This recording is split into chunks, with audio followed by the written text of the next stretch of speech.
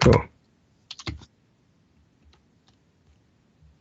Wonderful. Wonderful. I won't go mute just yet, but I'm counting on our man Pavel Bravara to talk about the context that brought up his involvement with the Slavic Sporting Organization.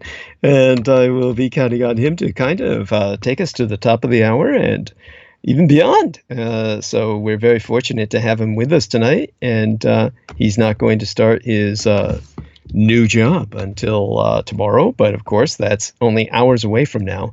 So he's being very generous with his time. And we need him more than ever because our man Daniel Arola will not be with us for a while yet. And when he comes in the middle of my transmission, we're going to take a break. And our man Pavel will segue from myself to Daniel. And at that point, we'll be under a new producer for the evening.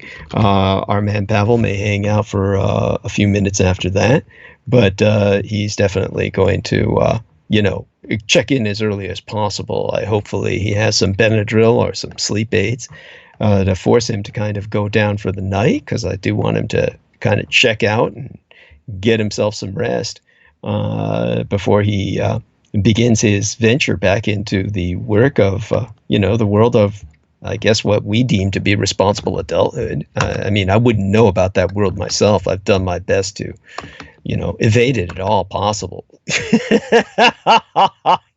At all possible. So with that in mind, I bring on for the next 10 minutes and hopefully to the bottom of the hour, my man Pavel. Taking stage whenever he's ready. Yeah, I'm here. Yeah, good evening, everybody. And so I'm just gonna take over here and wait till like sometime after the top of the hour when we had more people join the live stream. And now let me see here. I could speak to what I was mentioning last time. I guess just before we went on, actually, I was telling Douglas that that experience going live with Daniel Arola producing, that it feels like we're essentially like hijacked ourselves a satellite there, and we started streaming straight from space at you. It sometimes feels like we got screwdrivers and we're out there and repairing it, but it's going well.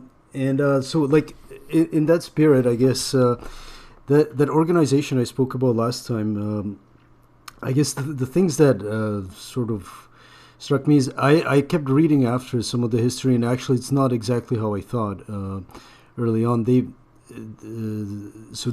started off as like a gymnastic athletic organization with all types of education, but I noticed that by 1940, before World War II, they were about, as I mentioned, they were attending these get-togethers every 6 years, were the like international ones, and just before the war, there was 630,000 of them got together, and that ultimately ended up like also being the core of the army for, I guess, the Czech Republic at the time, or Czechoslovakia. And I don't know why I thought about it, I guess now, but in a way it is with the D-Day celebration. I don't know if, I guess it's a celebration, but memorial, I guess, more of a commemoration. Yeah, thank you.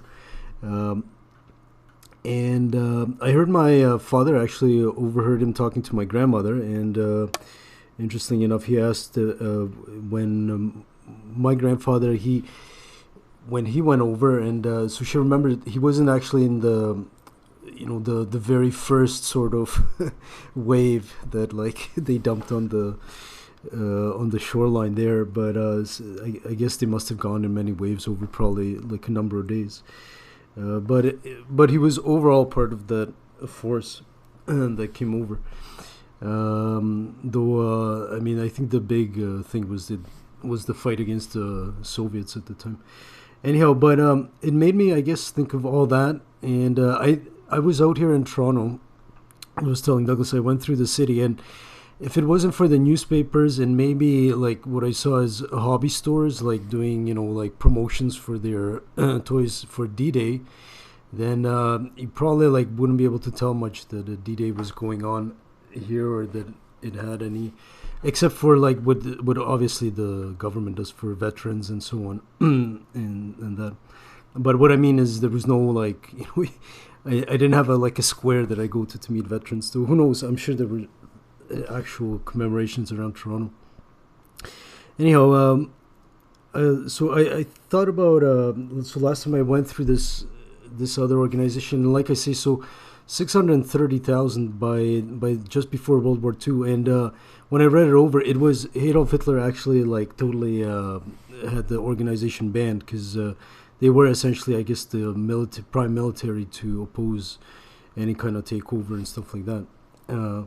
But and by 1948, the communists essentially like forbade it and just replaced it with their own sort of version. And this is, so I knew it really from Canada, because it was mostly what's called Sokol abroad, or there's one, actually the American organization's divided into two. One is, I think, called Sokol Slovak America or something. Another one is I think it's just called American Sokol as well. So there's sort of two, because divides out a lot of anyhow, like I say, all across the states that I've seen people attend these, and well, I don't know if they know the history to this point in World War II, but in some sense, even this D-Day would touch it as would touch on this organization. Though when I attend here, they don't talk about the military aspect at all. I rarely did that ever. It has never really come up. Come to think of it, but the history is there, and I found it's this, which I'm not really doing justice, because like I say, I didn't see any documents except for what's online, and the greater history as to the sort of pride that people showed in this organization. Like if you were a Czech and you were part of this, then you usually showed like some kind of aptitude and excellence for both the sort of you know, like what Daniel Arola does, for instance. I would like if here in Canada, if they did more like martial arts type. It really is could be next to a martial arts organization. So now let me see. I wanted to like, moving on though to more modern times, is how it actually like reflects in the present, is that what we have really experienced here in North America, I would say, is in the last 10 years or more, the last couple of decades, is, you know, movements like Occupy, the anonymous type, you know, the whole masks thing, take over the street, blockades and things. There has been an undercurrent, I would say, since 9/11, I think, if not yeah, I would say that things kind of changed with the internet really becoming prominent, and then people like really looking into how their own institutions work, and you know what works for them, how much power they have. All that was possible to ask again. But I was glad that Douglas, I think it was about 3 transmissions past, I thought he did a really good job, and kind of a sacrifice in taking apart that. I think the director's name is Eli Roth. He did a movie, I think it was called Green Inferno or Green Tornado or something like that. Green Inferno, I believe it was. And it was about, what caught my attention there was that it was a complete, like, how would you call it? Like, you know, taking apart the activist angle of that's been kind of like the underground. If there is an underground, it starts to come off from this kind of like activist type circles, you know, to huge degrees. It varies quite a bit, and I'm not going to speak about the past ones, but this movie was pretty recent. I believe it was 2014, 2016 maybe, and it painted the activists as these like nitwits that essentially, you know, don't really know what they're doing, meddle in other cultures and do things like I don't know, like more beyond even cultural appropriation, like anyway, like completely mistakenly busting the wrong people and getting themselves mixed up in situations where they shouldn't be. And I was glad that Douglas took the time to take that apart, because the reality is actually quite different. And I think that people that have done activism, and I've had a little bit of a chance to look into this here in Ontario, for instance. There was some logging of old growth forests, and this, though most of this applies out in Vancouver in Canada and maybe Alberta and that. But here too in Ontario, there's this used to be all like quite a. This has been all logged, so and there's a lot of still native territories that are ultimately like either still could be disputed or so on. I don't know the exact details of with that, but I know there were protests, and maybe internationally it was the protest out in Quebec over forgot the name at the moment, but anyhow, but I want to say that it's with the activists, yeah, it was kind of shameful to see that the entertainment industry kind of like paints them as these sort of almost like dummies, because the reality is that this is really thankless and difficult sort of work, and politically to be able to garner any kind of attention to certain issues and so on, it usually is not worth it. It's it's pretty thankless and so on. But the importance of it, I wanted to stress, is someone like, for instance, Alexandra Ocasio-Cortez. She says that one of the most impactful things this is what I really want people to note, is, for instance, that she spent, I'm not sure quite how long, but a significant time at the pipeline protest at oh, damn it. I was thinking about it all day, and now yeah, that black it was called Black River or something. I can't remember either. It was a big deal at Revolution Radio. Yeah, black something. Okay, well, I'll look it up. But anyhow, but she spent, I don't know if she spent 6 months, maybe 2 years, and she said it had like a pretty big, profound impact on her, and what sort of empowered her to go much further into it, and that's probably. Good news is Daniel hears us from home, so if he's at home, he can probably, be brought on with us whenever he's ready. I don't know what the both of you arrange for. By the way, I think that Pavel's doing great, and I'm hoping he can take us to the bottom of the hour with some of what he's bringing up. It's as much his show as it is mine, because it wouldn't be possible without him. And I'm just, really insistent that he get over his humility and really kind of make himself known to the listeners, because he's got a lot to share. And I'll let him get back to sharing. I'm just trying to look up the protest. Sure, no worries. Yeah, it's the Dakota Access Pipeline. So. Yeah, it had another different name that was a bit more popularly used, a colloquial, like something, but I can't remember what it was. Evil Snake or something, Black Snake Pipeline, something along those lines. Two of the people that we work with, shout out onto both of them, both Kira and Majikia Young, and a shout out to their son as well, the Eagle Young. They were dedicated to that pipeline. They were on site for Revolution Radio, and they represent because Majikia Young is a Native American himself, and his son is obviously half Native American.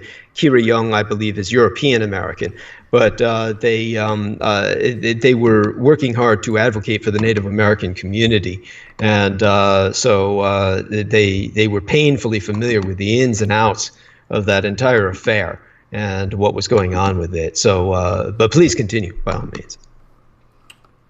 Okay, it's kind of interesting. They don't.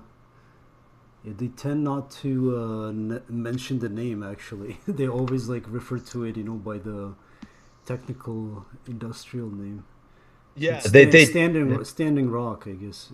Yeah, thank you. It was something like that. Thank you. It's the Yes. CU reservation. So yeah, so Alexandra Ocasio-Cortez. I don't know how long she spent there, but you know, so sometimes this is the thing about these things. You go in there, and you don't really know what you're in for, especially like if you've never been to like these kind of sit-in protests and others. Some people like climb freaking trees and chain themselves to fences and all that. And yeah, and so she ended up staying. I think she must have stayed for quite a long time, and it really like ultimately like politics like that. It does happen on the ground at that level, and so it shouldn't be misrepresented by the media, even though it will be, as you like pointed out in that film, or with that film. Now, let me see. Now, I didn't. Yeah, particularly as I was saying about the D-Day, I guess I didn't.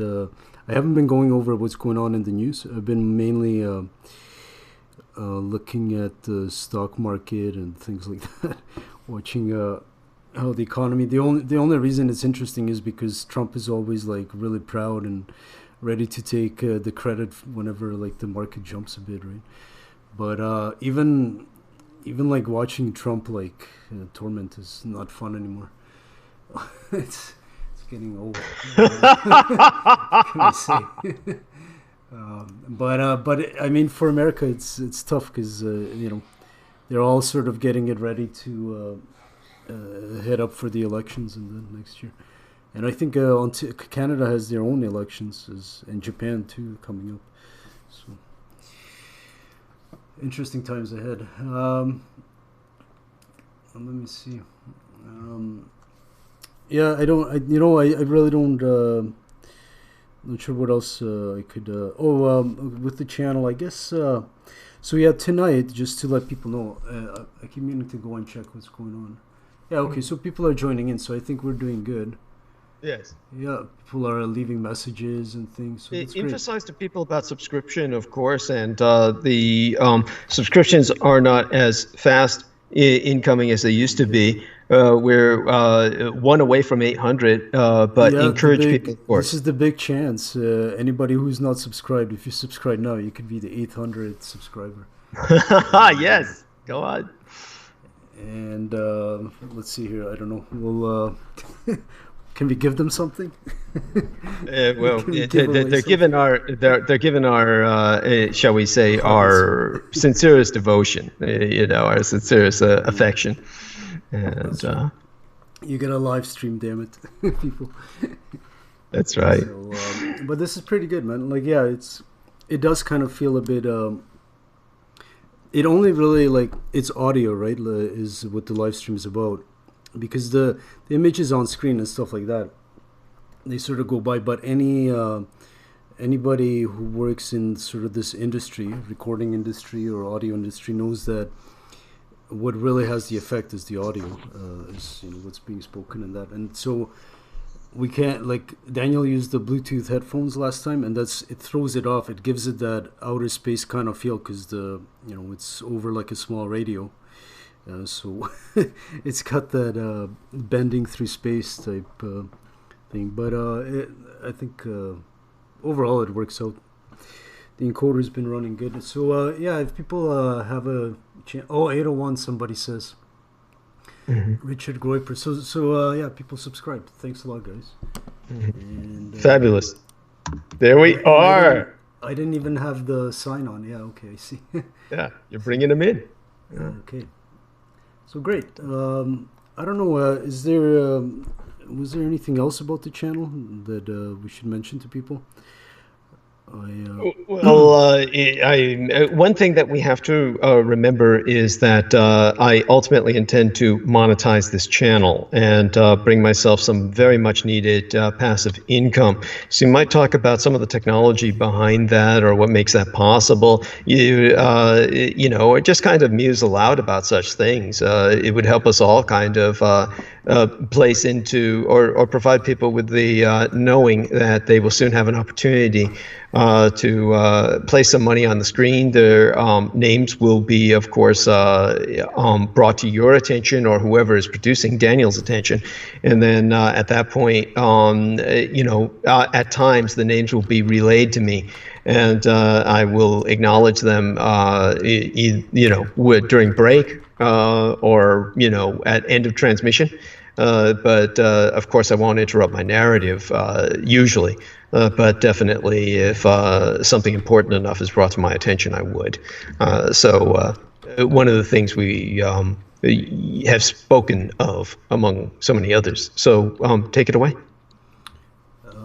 Yes. Right. If people like to, if you have any ideas and for the channel and what else could be done here, I have added the dietrichology at gmail.com.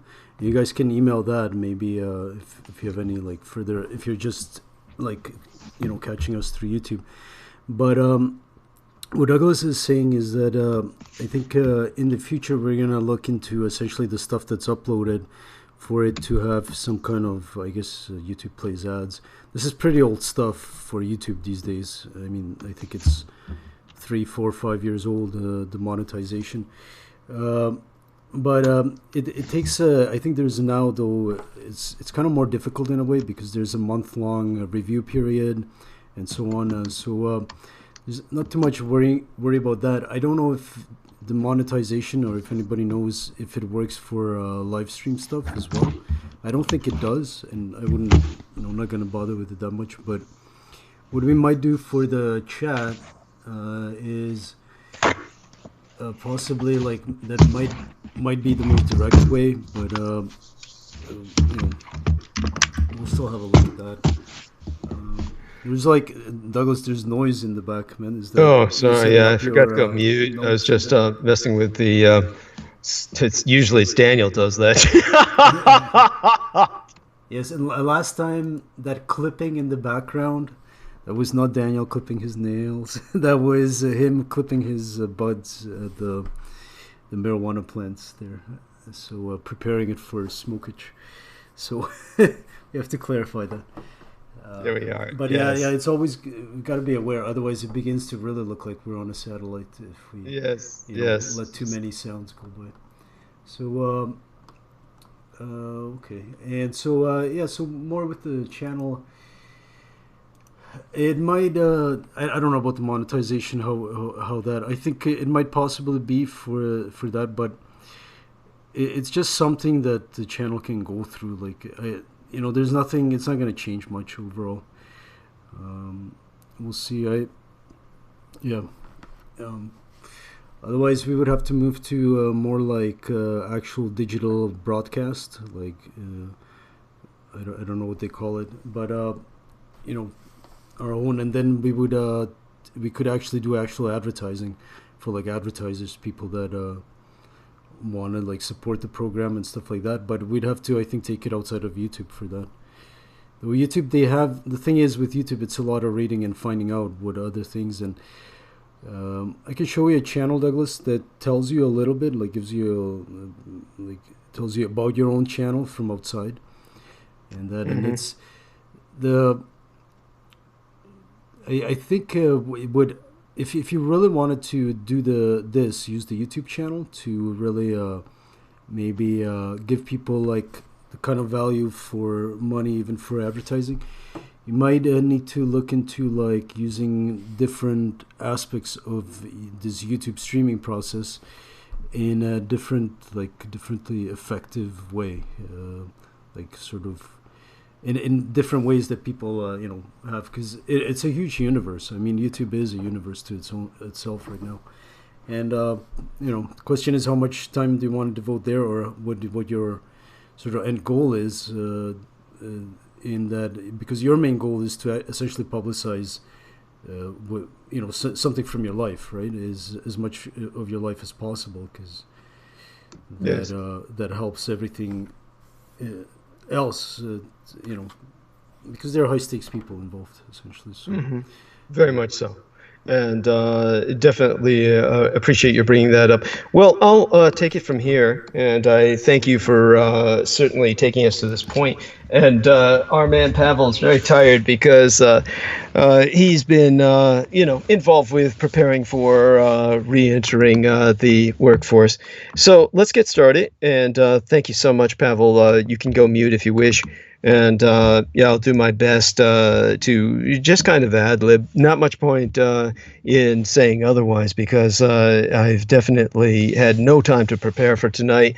Had to work with Pavel and Daniel to extent, and just be there at a time when I didn't want to be there. I normally wouldn't be awake to get them the verification code they needed. Hopefully things will change in the future and they can handle this all by their lonesome. And I'm happy to say that we're being told we're loud and clear by fangirl Lena Shea. And happy birthday unto the lovely young Madam Lena Shea. It be her solar return. She turns 18 or 21, somewhere between that age, where perhaps, were she not taken, I could actually legally fuck her and not wind up in jail. So a happy day for all of us with that potential. And at any rate, we provide a shout out to another birthday boy whose birthday is the same day as Lena's, and I don't know what age he is, but I understand he never matured past the age of maybe 14 or so it doesn't really matter. Pecan Morales. So happy birthday to Pecan Morales. First name spelled P-A-K-O-N-E, like a Pokemon character, but it's pronounced Pecan, something like that. It has almost Noaught sound to it, like the ancient Aztec language. And surname, I believe, is Mireles, M-I-R-E-L-E-S. And at any rate, Pecan, best birthday be unto you. And of course, the young lady, Lena Shea, the happiest of personal New Year's unto her. And so Ramona Halitha Henry is with us, of course, and she's managed to share a wonderful memory that I haven't even had time to acknowledge. She is a fabulous human being, and she's managed to download some of my illustrations from the past, and I guess that's how she shares them as memories, since they are essentially forbidden on Facebook at this point in time.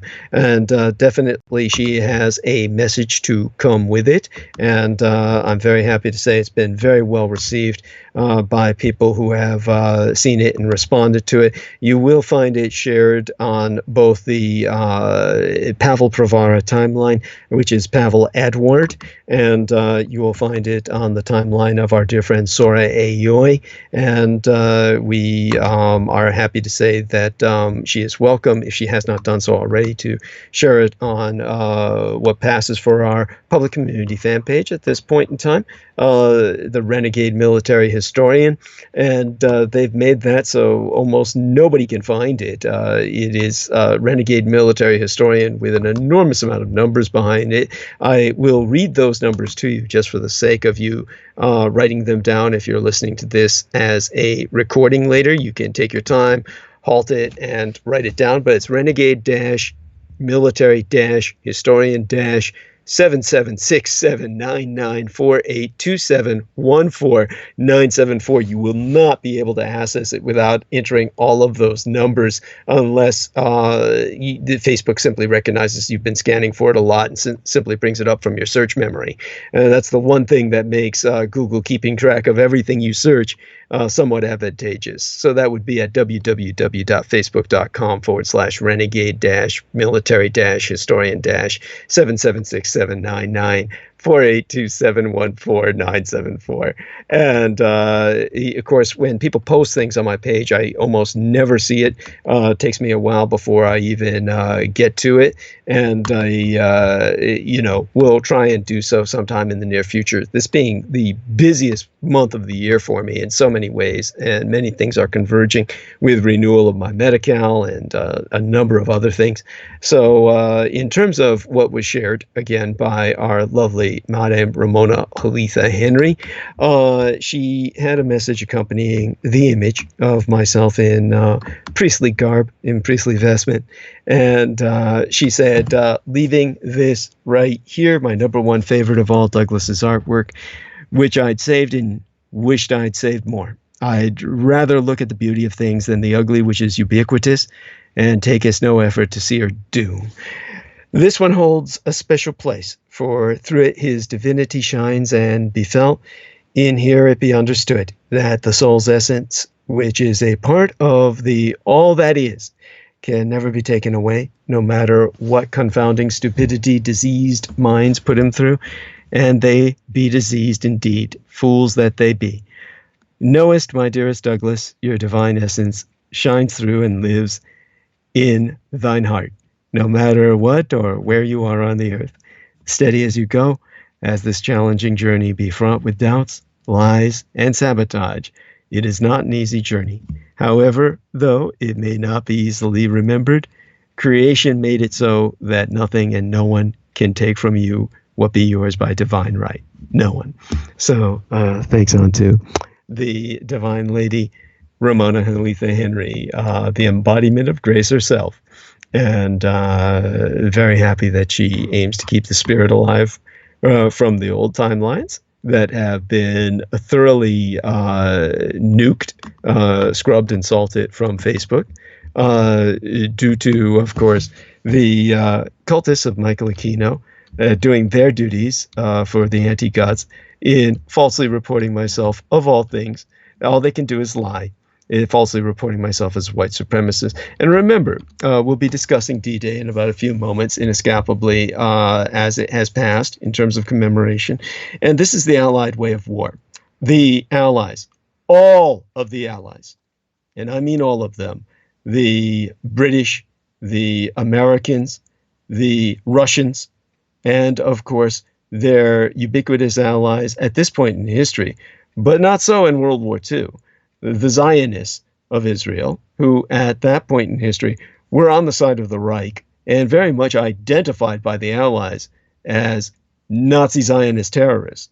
These people who were fighting for the occupation of Palestine that would ultimately lead to their ethnic cleansing and then the declaration of themselves as ardent anti-Nazis, though their state of Israel, their white settler regime, and their apartheid state would not exist without Adolf Hitler.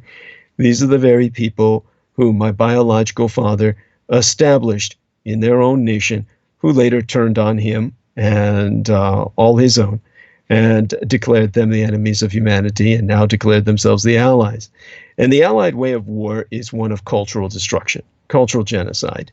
And they have nothing to offer the world. And I mean fucking nothing. Nothing.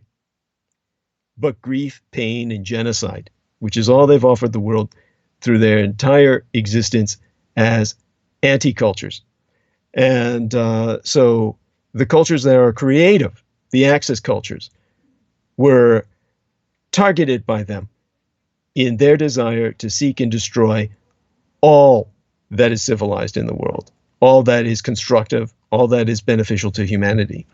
And in that sense, they aimed specifically for cultural heritage sites as deemed by the United Nations today, and did their best to destroy them and any elements that would carry on culture for humanity. And in this is all the Allies know how to do.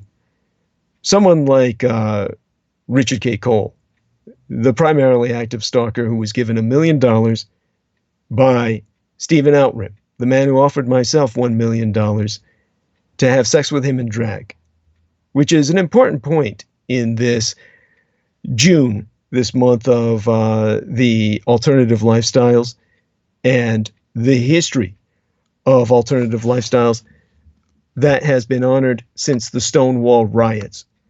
The Stonewall riots took place on the 1st of June, half a century ago. And in that period, that intervening half a century, the alternative lifestyles movement has managed to make itself recognized and managed to gain respect and gain acceptance. So during that entire period of time, in an otherwise cultureless environment, the alternative lifestyles movement being the source of the overwhelming majority of allied culture, because everyone in Hollywood, statistically and demographically, the overwhelming majority be gay. You have a situation where all of the people who go to see movies, all of the action heroes that you watch, and I don't care who it is, you can name all the names you want, the overwhelming majority of those boys, those men, have been taking it up the ass ever since they entered Hollywood. They've sucked more cock than the majority of you guys out there watching their flicks have ever had cunt. So when you're in this environment where the majority of Western culture is based on homosexuality, the majority of, shall we say, the war effort was won by homosexuals for the British Empire in the breaking of the Enigma Code. And Alan Turing, of course, was a man who was persecuted by the very empire that he saved unto death in such an environment of self-destruction, of self-loathing, where the neo-Confederates of today have no knowledge that the Confederate States of America was born of homosexual union between America's first gay president and his gay lover from the Deep South that made him decide to give direct permission to the Confederate States to secede from Union before Lincoln showed up and fought to bring them back. All of this shows not just ignorance, but denial of the one element of culture that runs through the Russian and Western worlds. So when it comes to the Allies, people like Richard K. Cole, who was offered $1 million and took it from Stephen Outram, who offered me the same, and I refused. He took that money and he does his job, which is to terrorize myself and mine own to the best of his ability, nonstop, 24 hours a day, with every breath he takes. And so this individual reported myself to Facebook as being a white supremacist advocating violence along the lines of Alex Jones and Milo Yiannopoulos, the self-loathing faggot who's the bottom boy for Trump, and even black supremacist Judeophobes like Louis Farrakhan. And Facebook responded by taking myself off the internet and using facial recognition technology to make certain I was never on Facebook again. The reason, of course, we're able to break through those barriers is because of my years of background in espionage and cross-dressing, where with my prosthetic makeup that I apply, the same technique I use when I present myself as the opposite gender, I evade their facial recognition technology, which otherwise identifies myself immediately. And as the resistance, I'm here to present the same ideology of brotherhood, sisterhood, humanhood, and love that makes me such a dire threat to the cult of the anti-gods. And because I produced paintings and poetry, as a matter of fact, that's one of the things that Richard K. Cole made claim that I was good for. Said all I was good for was paintings and poetry.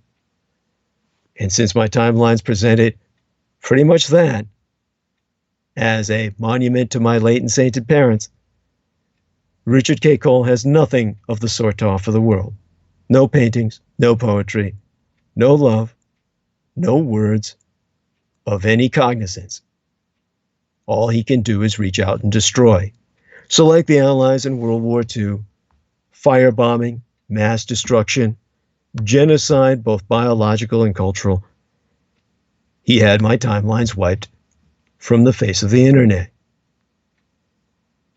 And because of that, he declares a victory. And for him, that will be the greatest victory of his entire life, one of destruction. None of construction or contribution will ever emerge from his wretched, black, bottomless pit of existence. So, in terms of construction and dedication, I give a shout out to those people who contribute to myself financially in support. My brothers from other mothers, Salman Sheikh, a true Muslim, and Stephen Myers, a man who shared with myself his ethnic background of a Chinese mother and a Jamaican father who was of African descent, a black man. Now, when you look back at the old James Bond novels, as written by Ian Fleming, they started the original trend in the postmodern sense of the evil, alien, ethnic other. James Bond, in his first novel, as published by the author and the former British intelligence agent, Ian Fleming, had as his original nemesis Dr. No. Dr. No is actually a vaguely Japanized Chinese name, and the villain, Dr. No himself, is Eurasian. Half European, half Chinese. Indeed, specifically, like myself, a German father and a Chinese mother. Now, my mother was half Japanese and half Chinese, and I was born a Chinese national. My father, the man who raised me, was German-Irish with Native American blood. Enough that he was registered of Native American ancestry. Now, he's not my biological father. Adolf Hitler is. And that makes myself half Germanic yet again. So, I'm essentially the archetypal Dr. No villain, the Germanic Oriental other, combining all the elements of the alien to the Western world, so targeted by Ian Fleming in his James Bond propaganda novels. But the servants of Dr. No, in his original novel, are introduced on the very first page, in the very first paragraph. They murder a British official in the Caribbean islands, on Jamaica itself, where Stephen Myers was born. And the British official that they murder and assassinate in a terrorist attack is taken out to make way for the machinations of Dr. No and his gradual takeover of the Caribbean with his international network of criminality and terrorism. An insurgency against British imperialism. And the reason they serve him is because they're oppressed by white privilege. The assassins of Dr. No are all of the specific ethnic background of what was then deemed miscegenation, meaning misbreeding, seen in the negative as a form of downbreeding. I call it cosmogenation, which means a positive and constructive hybridization, one that produces hybrid vigor and a superior specimen, in many cases. Most certainly mine. The servants of Dr. No, his terrorist assassins, are referred to by Ian Fleming as Chigros, Chinese Negroes, the product of the Chinatowns of the Caribbean and the African slaves imported by the British and later freed during the American Revolution as a guarantee that allowed them to continue their struggle against the American slave owners and their slave-based empire, a struggle in which they actually freed whatever African slaves surrendered to the crown. Many of them wound up as free men relocated to the Isles of Jamaica or other isles throughout the Caribbean. Since no white person would breed with them, the Chinese and the Chinatowns did. This produced what the British called the Chigro diaspora, the Chinese Negro population base, specific throughout the Caribbean as their own subculture, recruited, mobilized by Dr. No in the James Bond novels. They're referred to in the original uncensored editions, which you will never find, as chiggers, Chinese niggers. But you'll find the attitude in the first James Bond film, starring Sean Connery. And Sean Connery has Horæ as his nigger, his personal boy running around for him. And just to watch the original James Bond film with Sean Connery sends shudders down the spine of any non-white who watches Sean Connery, bigger than life, shout out to Horæ, "Fetch my shoes!" Literally, within the film, without a thought. He gives an order to his nigger to run for him as a boy, grab his shoes for him, and lace his boots. That's in the film, and it's never been censored out. As is the attitude of all the villains, being of ethnicity. And the only good nigger is the nigger who docilely and unquestioningly serves the white man, Sean Connery, and his feral white heroine. So Stephen Myers can relate to what I expose on a transmissional basis. And a shout out to my other brother from another mother as well, the United States Marine Derek Talley, Semper Fidelis, as he brought us some information I'll bring up in course of transmission.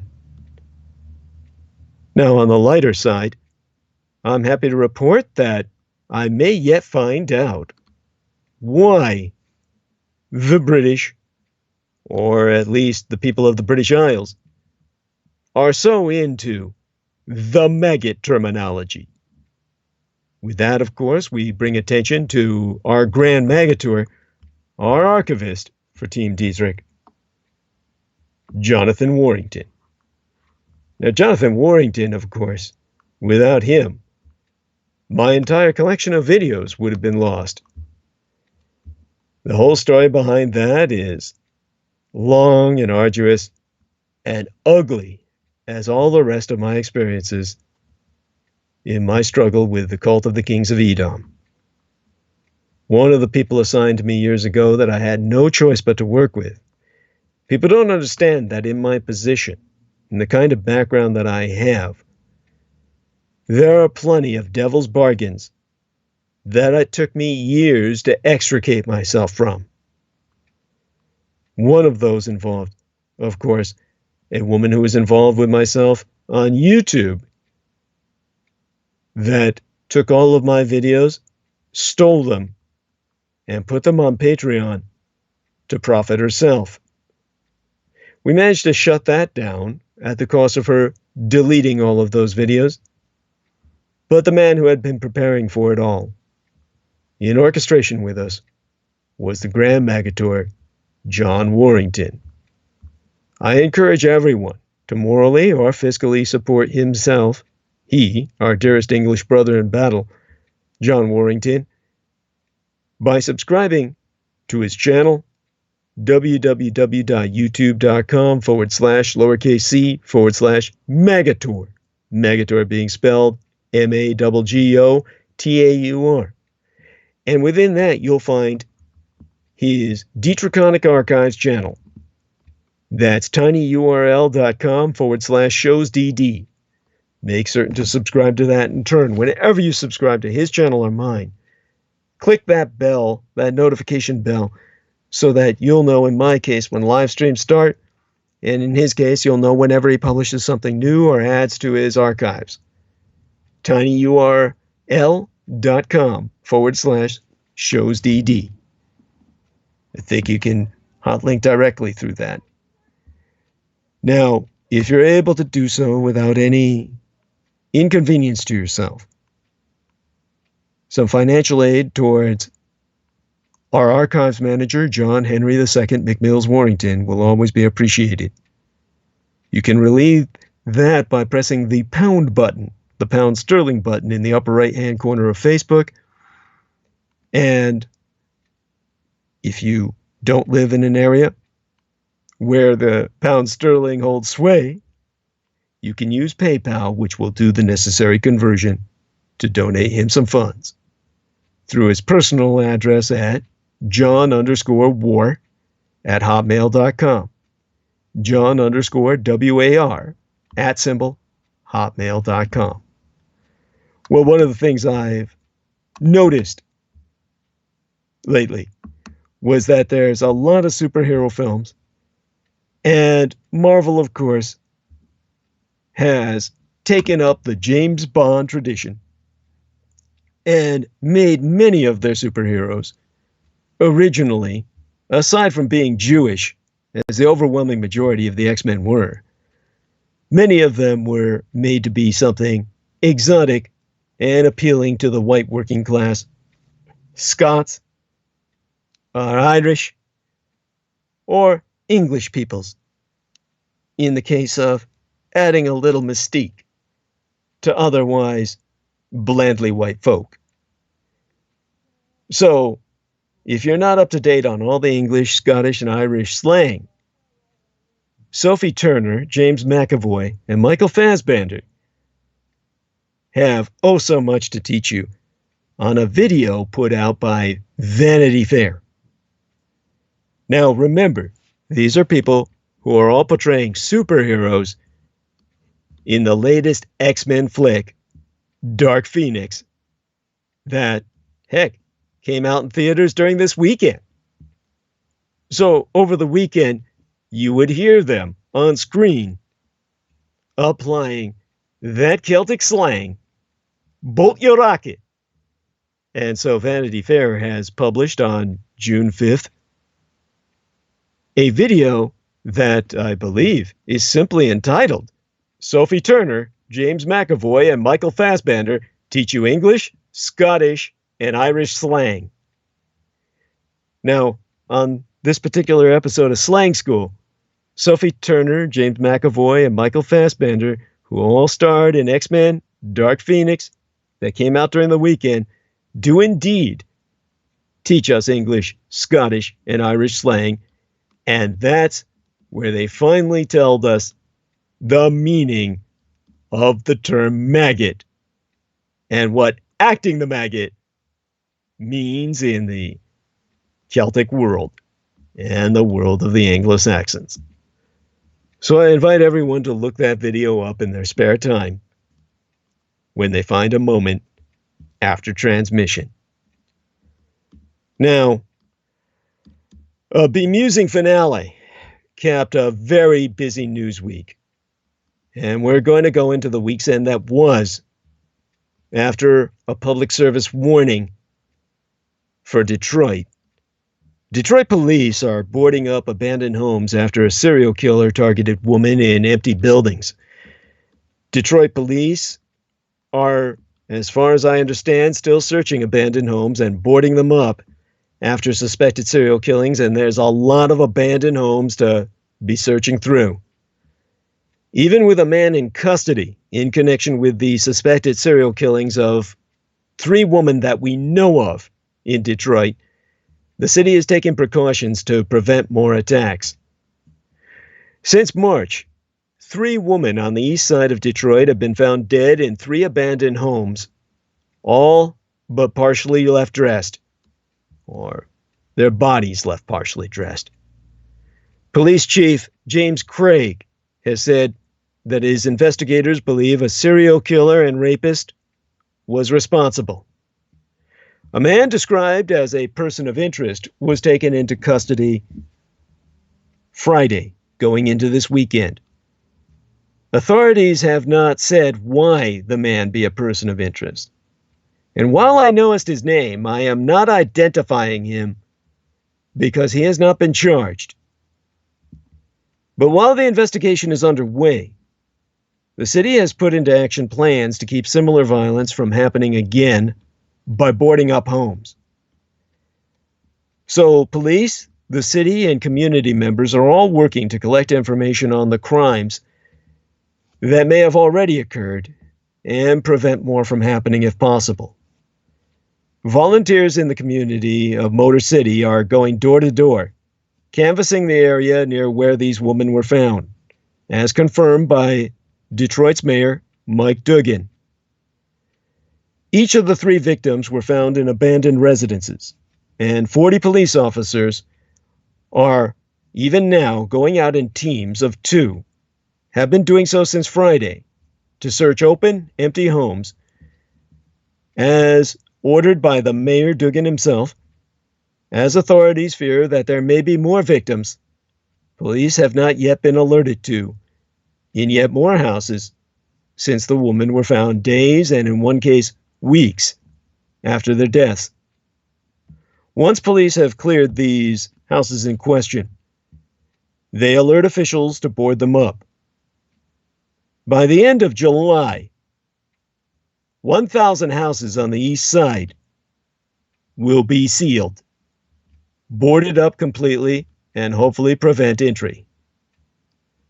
And by September, citizens will be able to download an app that will allow them to report anyone trying to remove the boards and enter said houses. Per Mayor Duggan of Detroit, to turn back this violence, it's going to take our entire city, the police and the community together, to say once and for all that this violence is just not acceptable. As for the victims, the 3 women found dead were found in similar circumstances. By Friday, 2 had been identified: Nancy Harrison and Travazine Ellis. According to the CNN affiliate WXYZ, police have stated all 3 victims are believed to be sex workers. But Harrison's family has since stated she was not. Indeed, Harrison, the first victim found, is also the only confirmed homicide. Initially, police suspected she died by drug overdose, but a medical examiner ruled she died of blunt force trauma. The other 2 victims do not yet have an officially released cause of death. One victim was 52 years of age. Another was 53. As far as I knowest, the third victim has yet to be identified. Police describe her as an African-American female, about 5 feet tall and only 100 pounds. She was described as having a short, cropped afro hairstyle that the police chief of Motor City says might be about 3 inches. Authorities do not yet even know her age, but confirm that she was long deceased when found. As for the ongoing investigation itself, there are several factors, of course, that I observe as a criminologist.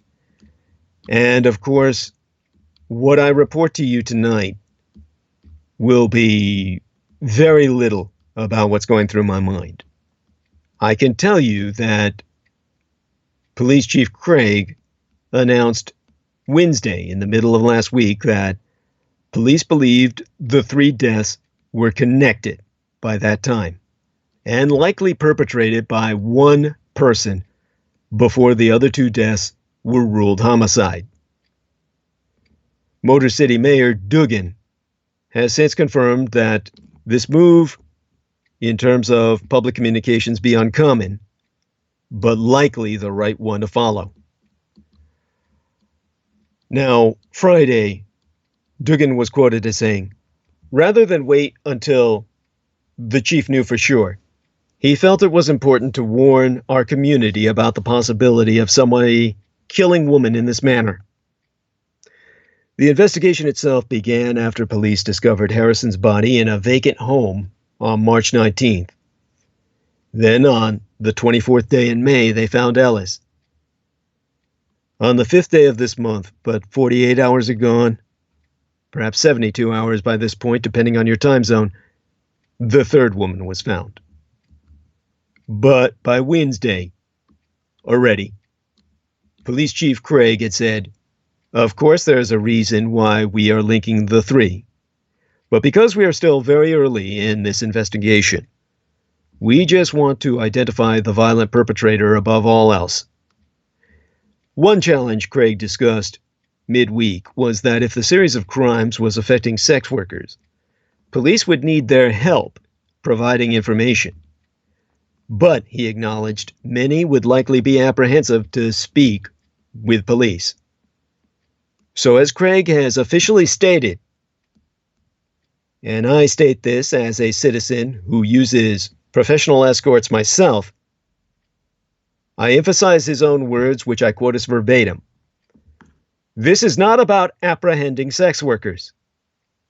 This is about apprehending a very violent, predatory suspect. So do provide what information you can if you have any idea what's going on.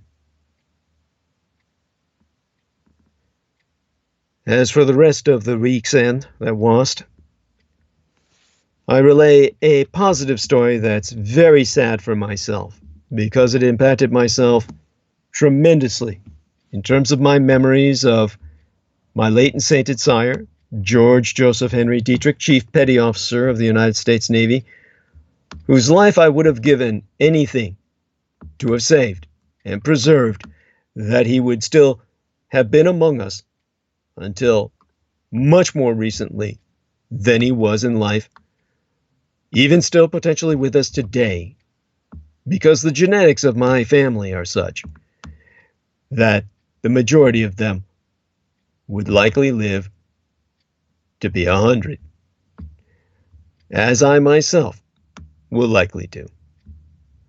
Now, I want to thank our Lady Ramona Halitha Henry for maintaining her golden star and entering links which help to verify, validate, and provide background for what I expose.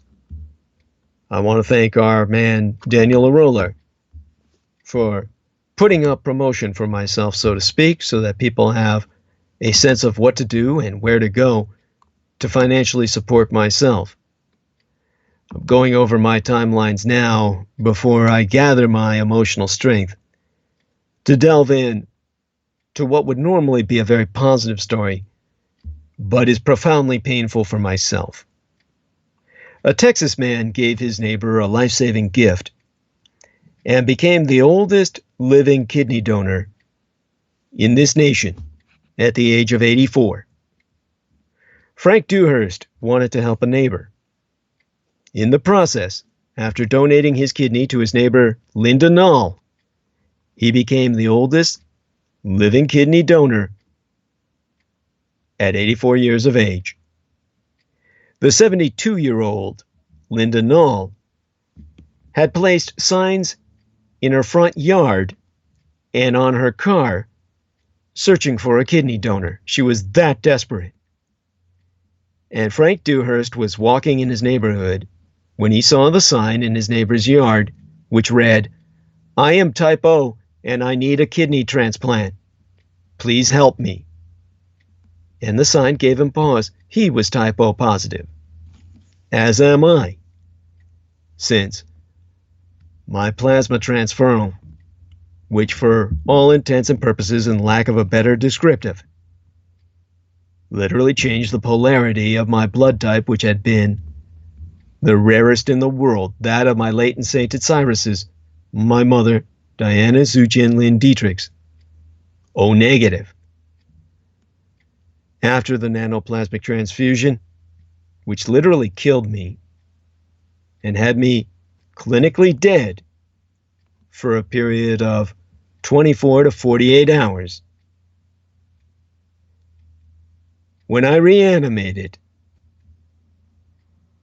my blood was that of an universal donor.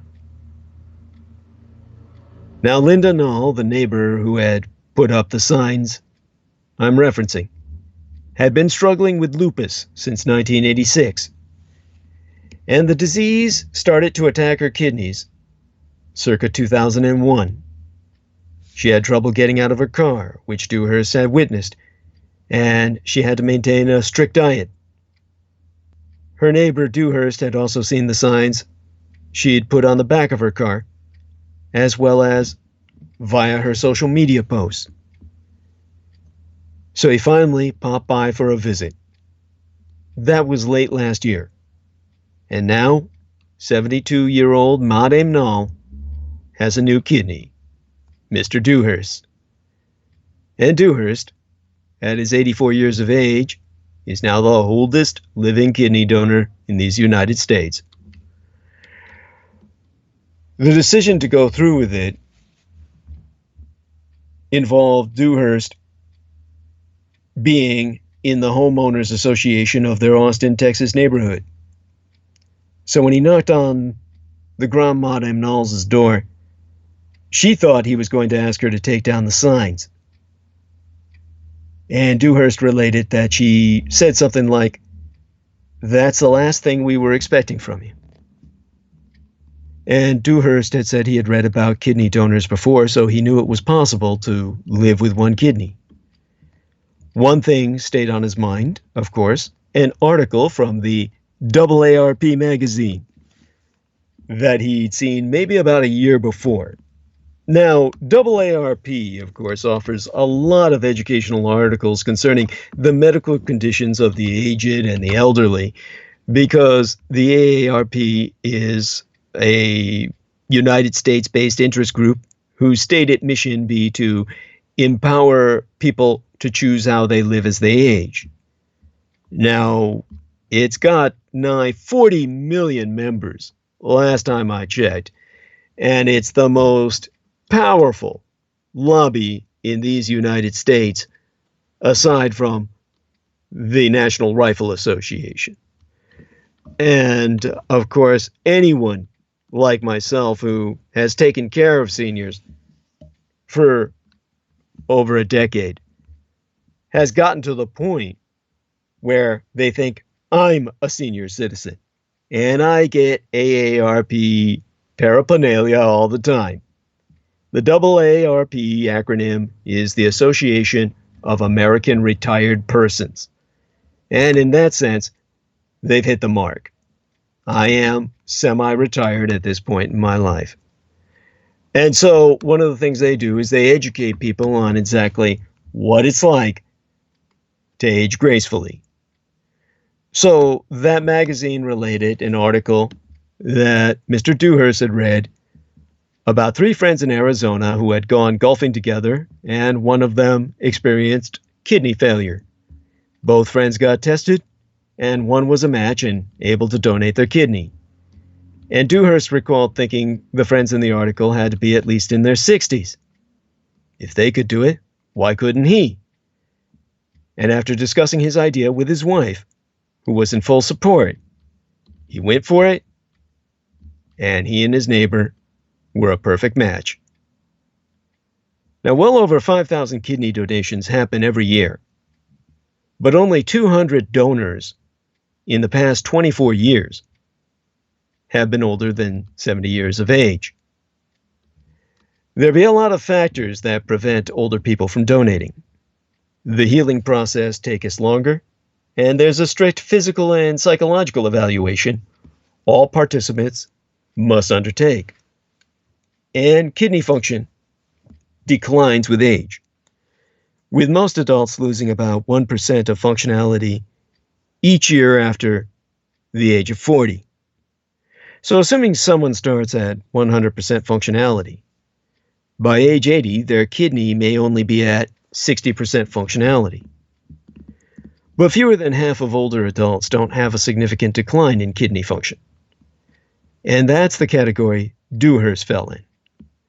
This decline in kidney function becomes a problem when an older person donates a kidney to someone significantly younger. An 84-year-old donating to a 72-year-old was almost perfect.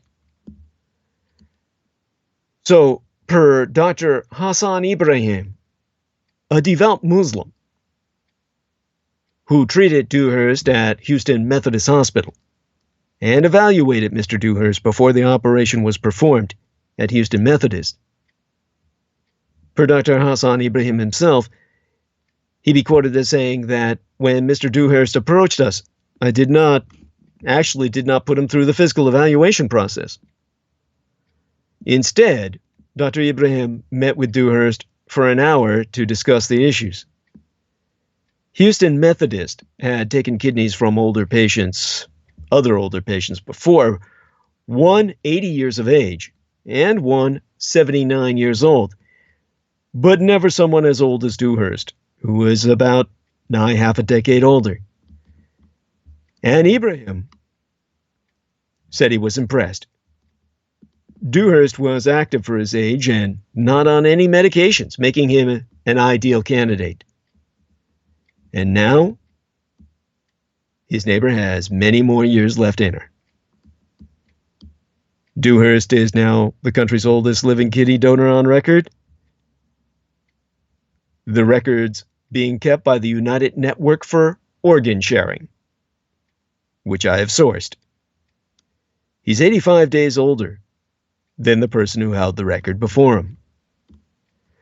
But what if Dewhurst hadn't stepped in? The Grand Madame Noaught was briefly on dialysis before Dewhurst donated his kidney. The average survival period for a 72-year-old on dialysis is about half a decade, 5 years, which is also the average waiting time in Texas for a kidney from an organ donor, according to Dr. Ibrahim, who I gave a call to. A live donor transplant, like the one from Mr. Dewhurst, extends the average survival time to 12 years. Dewhurst made several trips to Houston from his home in Austin. One trip was just 2 full days of testing. But he says he wasn't nervous about his age or any possible problems. After all the testing Houston Methodist put him through, prior procedure, he stated he was confident he was in good hands. To quote his T, "I just hope it motivates others that be healthy, no matter what age, to donate. And hopefully somebody 85, 86 will donate. No big deal. It's all just a number." And both Dewhurst and Grandmadam Noaught are now doing quite well. In a news release from Houston Methodist, Grandmadam Noaught be quoted as saying, "I am going to make the most of Frank's generous gift and live life to the fullest. I cannot wait." Well, in the case of my late and sainted sire, George Joseph Henry Dietrich, the man who raised me, Chief Petty Officer of the United States Navy, who had served your constitutional republic for over 30 years of his life, he was born with only one kidney. Rather, he was born with a vestigial kidney and one that was fully functional. The vestigial kidney he was born with was a birth defect that would become a comorbidity in his death. As he got older and began to experience heart failure, he was put on diuresis. Diuresis is what kept him alive. At the same time, diuresis takes your kidneys and wrings them like a towel, just as you would take a towel after a bath or a washing of the face and wring the water out of it violently. Diuresis does that to your kidneys. And he had only one.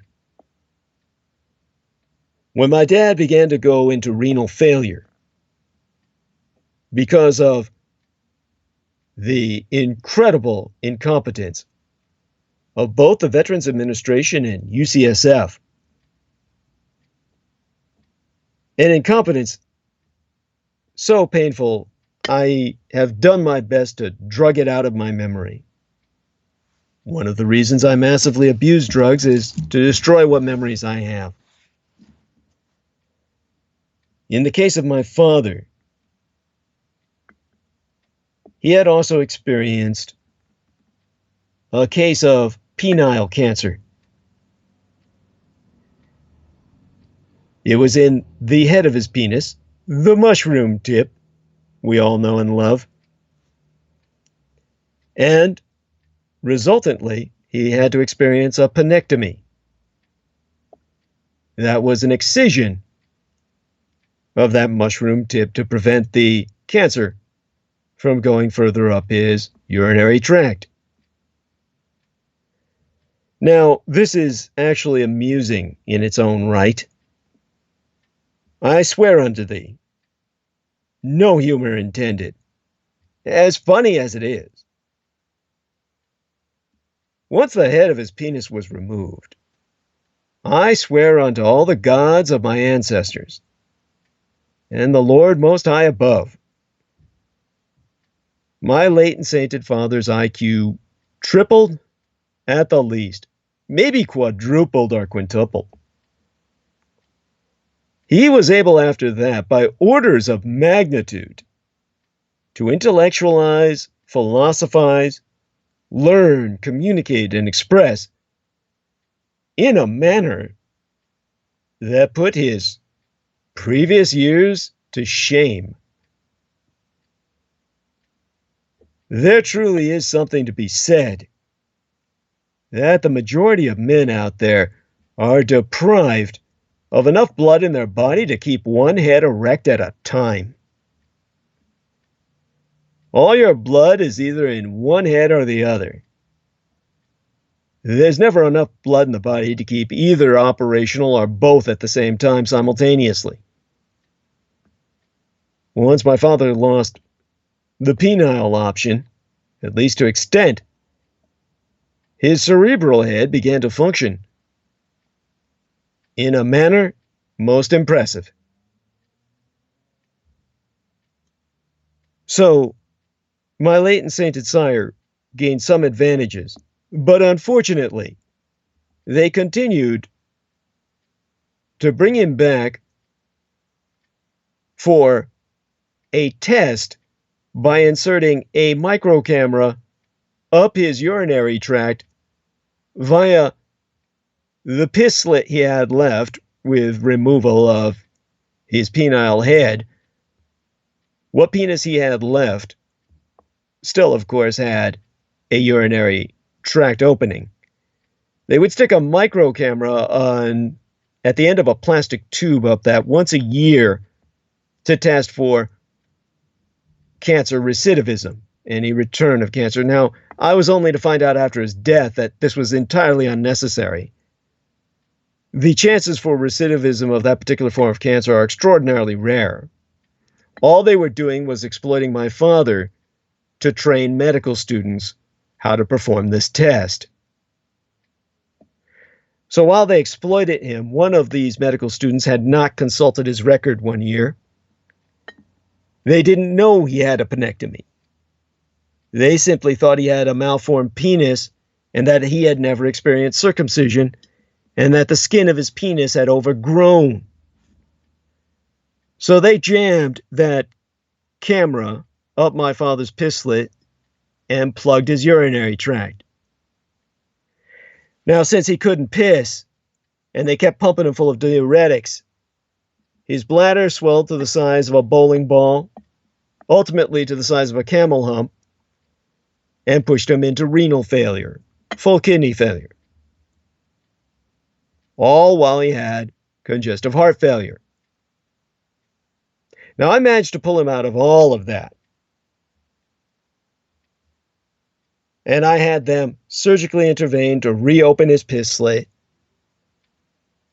Then we had to have him on a catheter directly connected to his penis for months, while I actually had to apply Kegel exercises, train my father to contract and work his bladder muscles as if he were an older woman who had gone through multiple pregnancies and was at risk for pelvic floor collapse. Then my father was able to urinate again on his own power using his bladder muscles, which doctors said he would never be able to do. They said he was condemned to being on a catheter the rest of his life. After rehabilitating him, the ultimate side effects, the damages, were long-term and cumulative. He ultimately needed a kidney transplant. His one kidney went into failure with the diuresis that was necessary to keep him out of heart failure. I offered my own kidney gladly. The doctors refused to perform the surgery.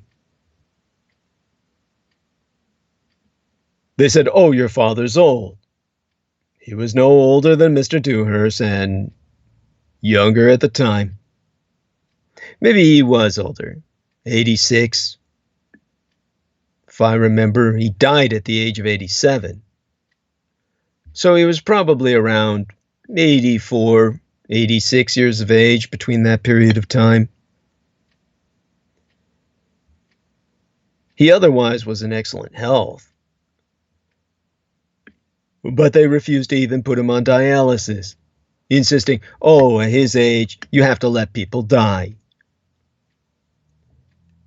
Now, this was in between UCSF and Veterans Administration. It's important to remember, your Veterans Administration has no doctors of its own. There's no such thing as a VA doctor. All doctors at Veterans Administration come from local medical universities. So the medical students bringing to bear the latest in terms of technologies and the latest in terms of experience are what staff Veterans Administration hospitals. Those MDs knew full well this kind of procedure was going on even then, while my father was alive. He died in the year 2007. At that time, people were already performing what was going on in the Dewhurst case. Plenty of elderly people were making contributions of their organs while alive and living to tell the tale. My father could easily have accepted mine.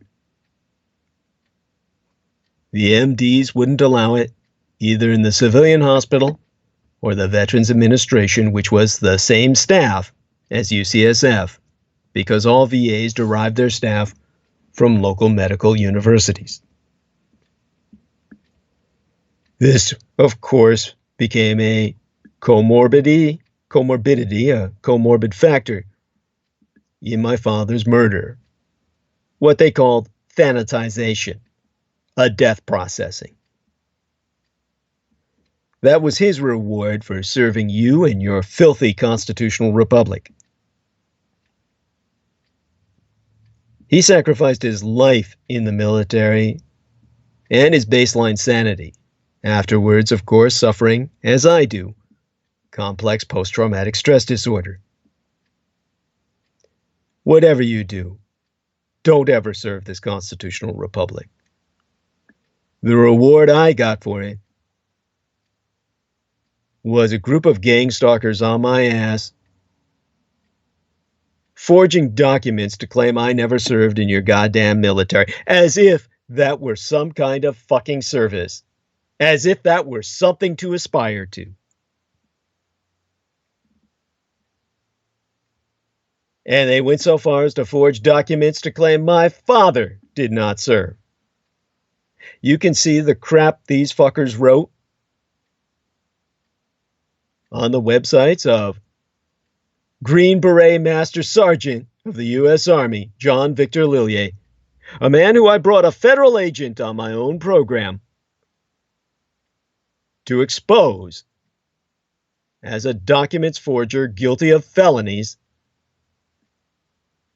who was facing his own justice and arrest when he killed himself to avoid justice because he was revoked of all his military pension and 100% disability, both of which he was receiving illegally simultaneously.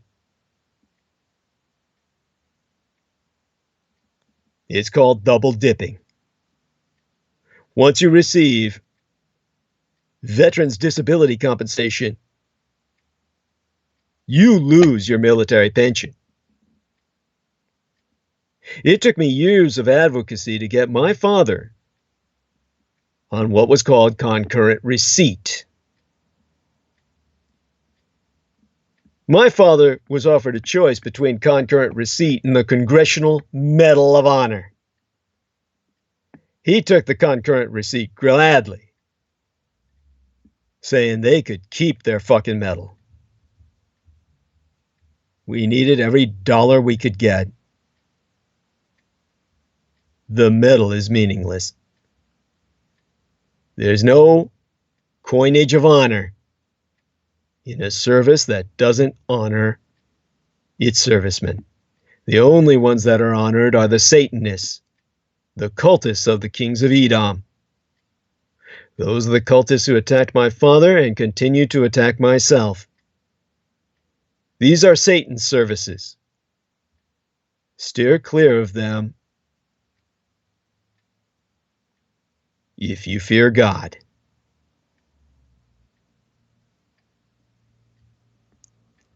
It took a congressional act, the same kind of act that would lead to an award of the Congressional Medal of Honor by the President himself, to get my father concurrent receipt.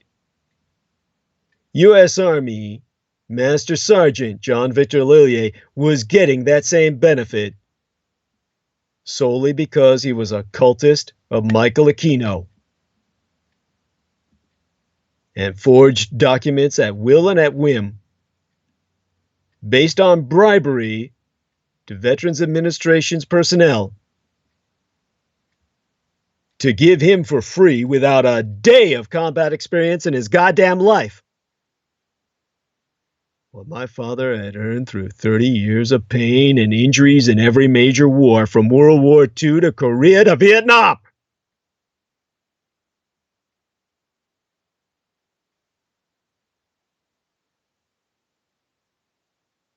If you're a U.S. Army Green Beret, suck my dick.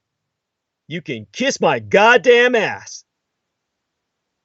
Fuck you and all your goddamn devils that you worship. You're nothing but a bunch of filthy cowards and fools.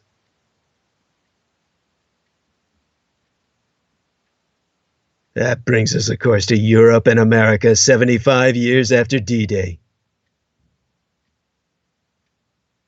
In Portsmouth on Wednesday, in the ritual salutes to D-Day, Donald John Trump seemed reduced to a parody of a Democratic leader, stiffly reading from Franklin Delano Roosevelt's D-Day prayer. The armies of America continue to pour into Europe today. June after June. Armies of tourists, that is. Europe is the most visited region in the world because North America serves as its biological dump site. Europe vests itself of all its white trash by shitting on North America. And every June that shit overfloods the cistern and the sewer grates, floats across the Atlantic back to the continent from which their gene pool be derived. And the American presence in the old world remains overwhelming, at least in numbers which continue to go up. Many old world places, Venice most painfully, have been largely despoiled by this mass tourism. No longer American alone, but for so long American-led. The paradox be that a good impulse, the desire to see a famous place firsthand, can lead to a bad result. A famous place becomes largely emptied of everyone except the people who come to see it. The collision of an obscenely overlarge cruise ship with a tourist boat at a Venetian pier this week was a wildly vivid symbol of this overstuffed and likely unsustainable order. And it's not just Americans who be arriving. The Deutschen Volk, the people of the fatherland, the Germans lead the march into Italy, as they have done since Goethe's time. But Americans stand out because they have so much farther to go to get there. Language is an unstoppable flood as well. And just as the Gospels were written Greek because Hellenistic literature was the dominant force in the ancient world, so American English has become, to a degree that was not true even 40 years ago, the continent's lingua franca, to use that term ironically. All this is, in a sense, the inevitable consequence of the great armed Allied invasion that occurred 75 years ago this week. Or last week, by tonight. D-Day began the contest for control of Europe between civilization as embodied in National Socialismus or National Socialism and barbarism as embodied by the Allies. It also, as a result, opened up Europe for the first time to Americans beyond the ranks of Jamesian travelers and Hemingway-esque expatriates. Americans, for the most part, were kept down on the farm after seeing Paris during the First World War. But the end of the Second World War led Americans to Europe on a scale never before seen. This was poetic in a way. Military invasions open a path for invasions of other kinds. Greek civilization fared east in the wake of Alexander the Great's conquests. And the American kind did in the wake of Allied occupation of the continent. Properly a subcontinent, of course. And referenced as a continent, although only out of respect for the genocidal impact it's had on mankind. Now, though, looking round Europe, one might almost propose to alter Harold Macmillan's famous wartime statement that England would play Athens to America's Rome, meaning that the old country would spread liberal culture and learning to support the younger country's liberal arms. Now it be more as if America itself plays Athens to America's Rome. Our soft power and cultural reach remain in place.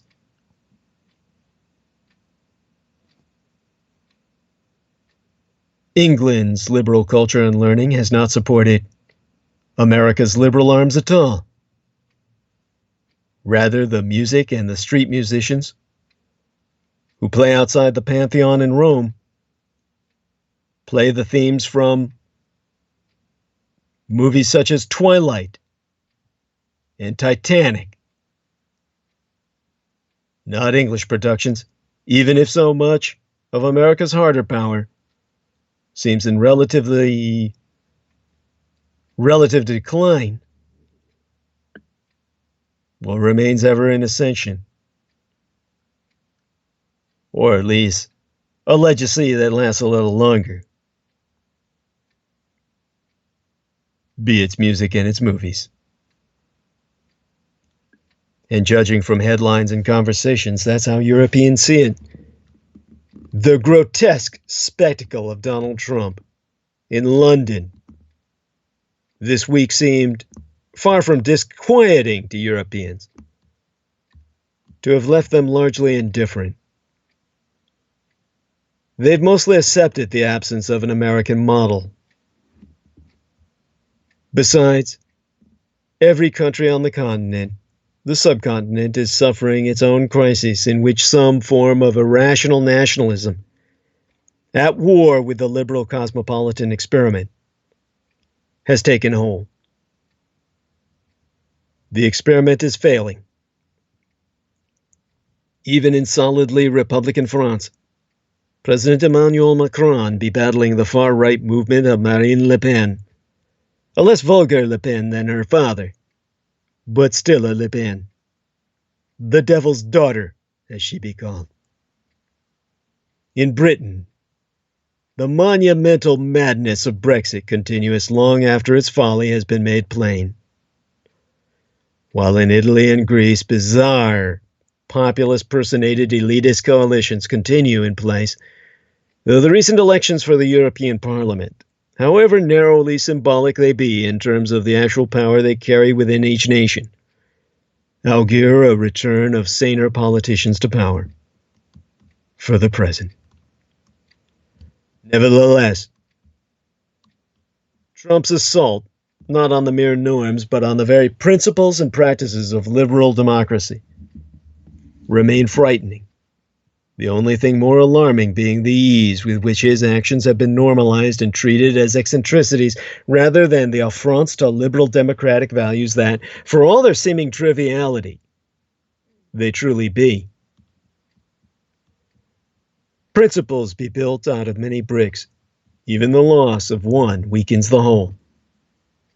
The reason no leader of a democratic country in postmodern times has previously engaged in raging at, say, a washed-up psycho, to use Trump's words during a state visit, is not because they all followed country club norms of good behavior, but because they understood the power that power carries with it. That be why in Portsmouth, on Wednesday midweek, when participating in the ritual salutes to D-Day, attended by a small remnant of that event's survivors, Trump was reduced to but a parody of a Democratic leader, stiffly reading from Franklin Delano Roosevelt's D-Day prayer. The gaffes are stolen bricks, included insults to various British leaders, and a royal, and false statements about trade, Brexit, and Ireland, land of the man who raised me. And then all that time spent insulting Bette Midler, who had misattributed a quote unto Donald Trump. Trump's buffoonery even extended to the ill-fitting white tie suit he donned for the state banquet, which made him look like a waiter in a silent comedy. Should one criticize a man for badly fitting clothes? Perhaps not. But to be that indifferent to how we look, be to be unaware of how others see us. those of us who retain an inalterable appetite for books about the 75-year-old war for the future of humanity itself, and all the military history relating to it. Among us there be a fine recent one, as fine as an American propagandist can produce, worked out by Anthony Beevor to supplement his earlier work, as well as histories by John Keegan and Cornelius Ryan, whose book entitled The Longest Day has recently been republished by the Library of America. And those armchair generals who read such accounts with a note of nostalgia, as much as any hope for enlightenment, all of this, of course, be but re-indoctrination, a re-education and a reinforcement of the lies which only I myself, biological son of Adolf Hitler, have had audacity to expose for what they be. We all may still be absorbed in the details of battle. Was the American near disaster on Omaha Beach a consequence of bad luck and its ultimate outcome one of sheer bravery? Or was the easier landing of the Canadian and British forces on the other beaches due to their readiness to rely on Hobart's funnies, the specially designed floatable tanks whose development Winston Churchill himself had encouraged and the Americans had disdained? Could the subsequent battle in Normandy have been more efficiently fought? How much did the rivalry among Allied leaders, Field Marshal Montgomery, Generals Omar Bradley, and George S. Patton, and all the rest, warp the progress of battle itself? And was Marshal General Charles de Gaulle's insistence on claiming a French share of the fight, despite the absence of French troops, a mad act of vanity or a sage realization of the necessity of keeping a battle fought in France at least symbolically French? Yet all of these questions seem increasingly merely nostalgic, nugatory in the face of the disillusion of the common solidarity of principles that once made that invasion happen.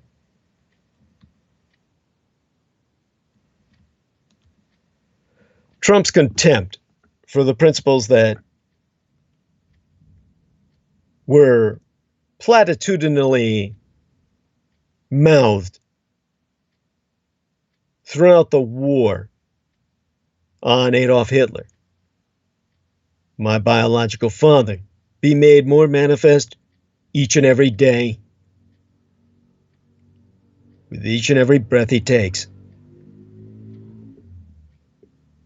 And the speech that Trump read in Normandy on Thursday morning, despite the seemingly conciliatory rhetoric it employed, was thus an exercise in transparent insincerity. The alacrity of those who, desperate for a sign of decency, maintain that these words were significant is in itself depressing.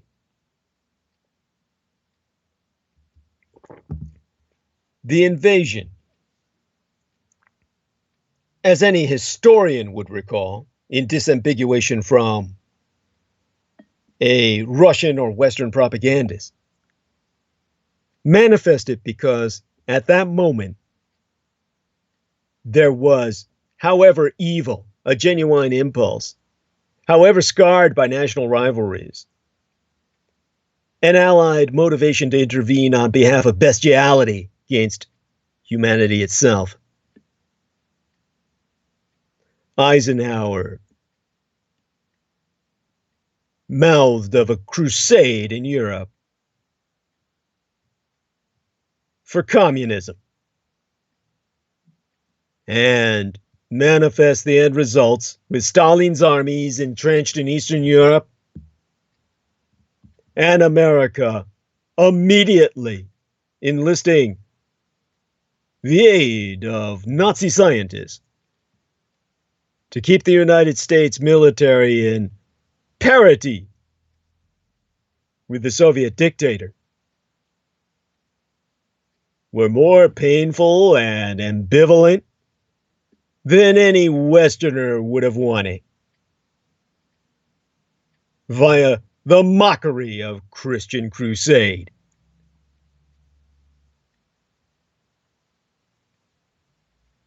Yet the important distinctions that reigned then reign now, with Germany, my fatherland, at the center of civilization.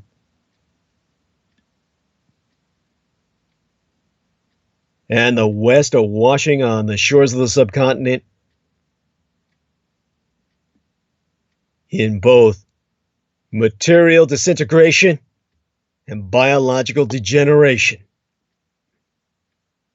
America first was a slogan then, as now, but circa 1940, the crucial year of choosing, as well as circa 1944, the crucial choosing year of fighting. Isolationism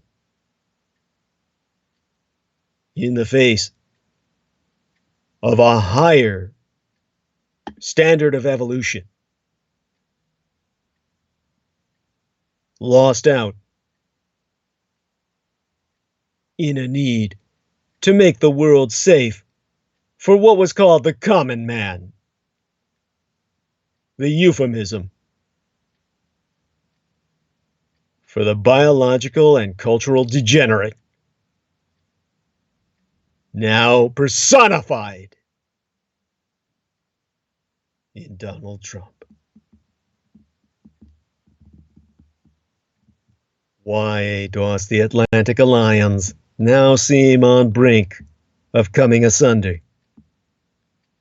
The pains of Europe now be no strictly economic, as many have argued most recently. The actual economic picture in the member nations of the Organization for Economic Cooperation and Development be generally robust. But the puzzle shouldn't really be a puzzle.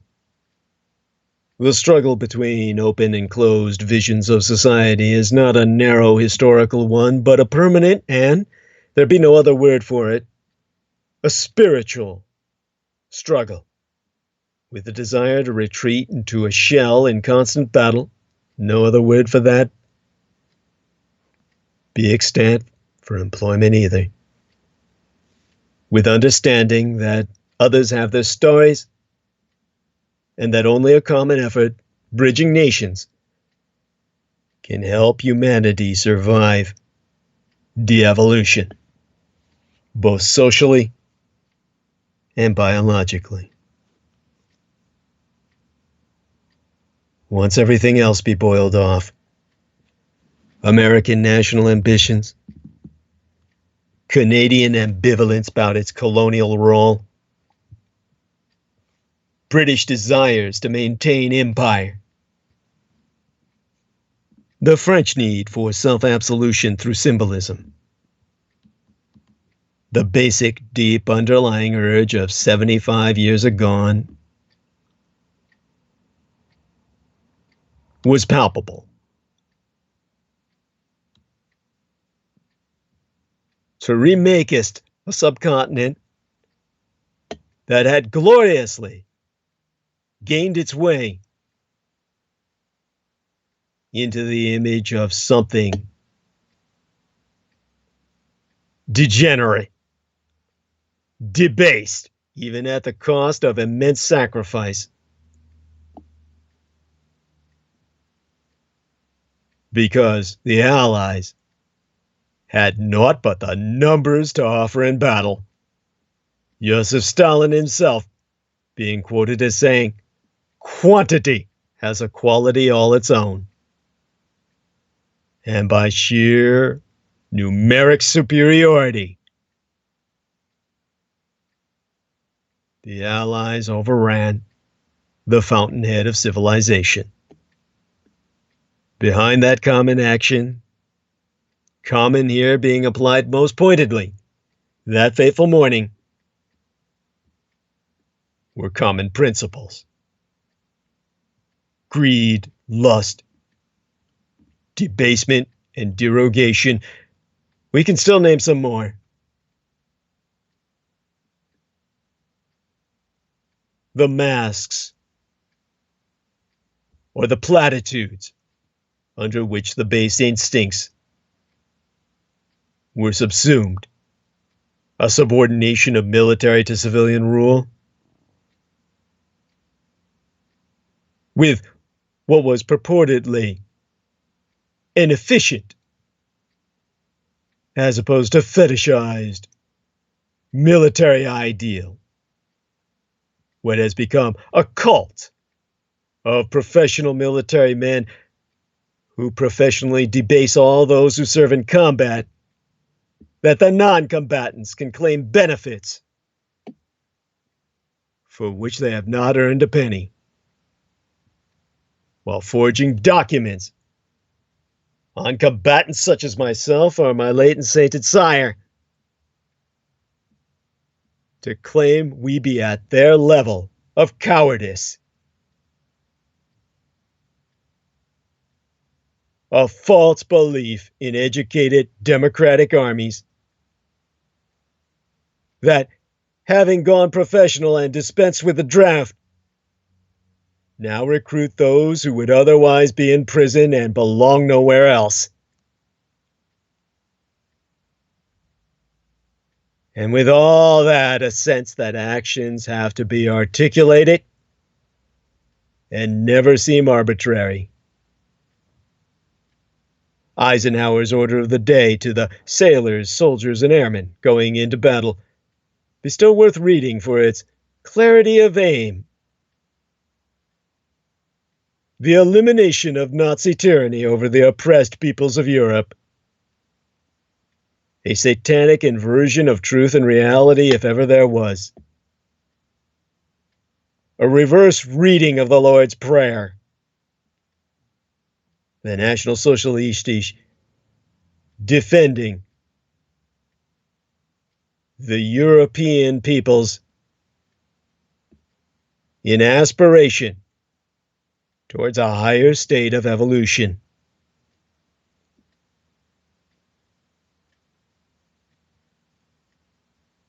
And also along this inversion, a readiness of those in power to presume to take responsibility for their actions. Eisenhower's other statement, written case of invasion's failure, be worth reading too. If any blame or fault attaches to the attempt, it is mine alone. The politician in him speaking. Because this same man, who directly ordered the mass murder of veterans of World War I who had never been paid, camping out on the grounds before the White House, waited till MacArthur's death, his own commander-in-chief, so he could lie upon MacArthur's grave, that MacArthur gave that order. At the time that Hoover was president, to massacre the bonus marchers.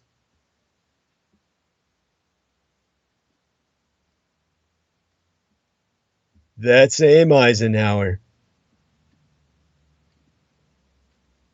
murderer of enlisted men and non-commissioned officers, were not part of his elite club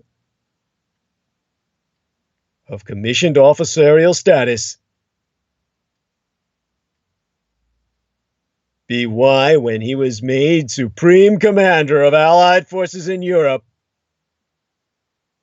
the reason Douglas MacArthur himself said, when Eisenhower became commander, I lost the best stock boy I ever had.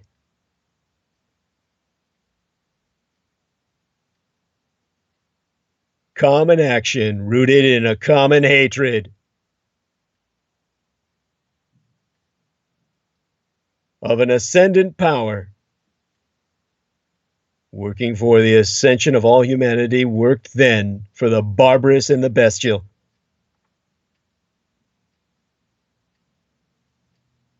And still it works today, with its ultimate end product personified in your executive commander-in-chief that now leads your military forces not just to ruination, but damnation in the cause of military injustice when he as president intervenes on behalf of war criminals. President Trump is now ordering leniency for several United States service members accused or convicted of war crimes. The New York Times originally reported that Trump asked the Department of Justice to prepare pardon materials for Special Operations Chief Edward Gallagher, which were then carried out. Edward Gallagher being a Navy SEAL accused of shooting unarmed civilians and stabbing an enemy prisoner to death. Along the presidential pardon of Nicholas Slatton, former Blackwater security contractor, who was found guilty of first-degree mass murder for his role in a shooting incident that left 14 Iraqi civilians dead and 18 injured, all of them women and children. Along Major Matthew Goldstein, who was accused of killing an unarmed Afghan boy who had been linked to the Taliban circa 2010, along a group of Marine Corps snipers charged in connection with urinating on the bodies of dead Taliban fighters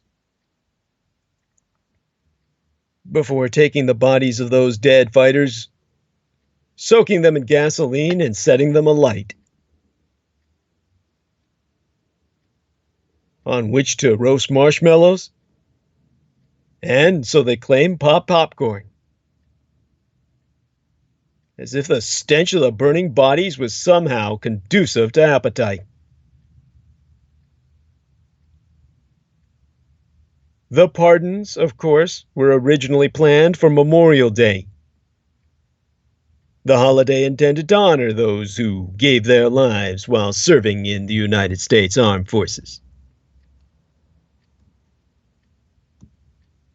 Now, prior that Memorial Day, after which these pardons were all carried out in secret, Trump had already pardoned former Army Lieutenant Michael Biana earlier this month, who himself had been convicted of unpremeditated murder of an Iraqi prisoner.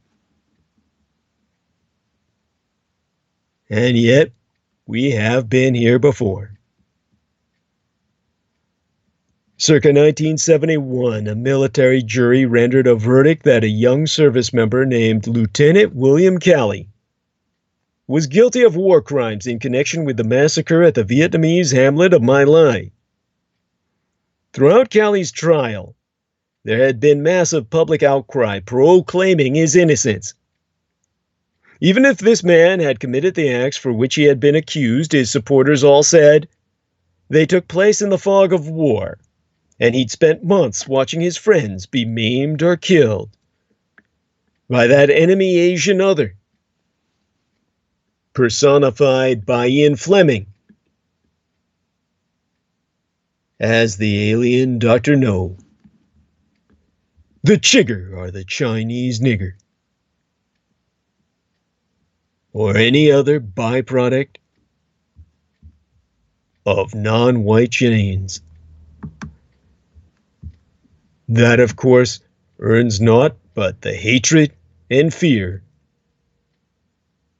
of the privileged white American. 2 days after he was sentenced to life in prison for murder, then President Richard Mulhouse Nixon intervened to remove Lieutenant Calley from prison. And 2 days after that, the 29-year-old Judge Advocate General, the JAG, who prosecuted Calley, took the extraordinary step of writing his executive commander-in-chief, the President of the United States, Richard Mulhouse Nixon, a letter. That letter was reviewed by myself when I was a Department of Defense research librarian. I took notes then, and they'd be worth rereading in light of Trump's actions as planned and perpetrated. This letter speaketh to our moment, and Trump's pardons every bit as much as it spoke to Richard Nixon's clemency for Lieutenant Calley. To quote his Captain Aubrey Daniel, verbatim, I would have hoped that all leaders of this nation, which is supposed to be the leader within the international community for the protection of the weak and the oppressed, regardless of nationality,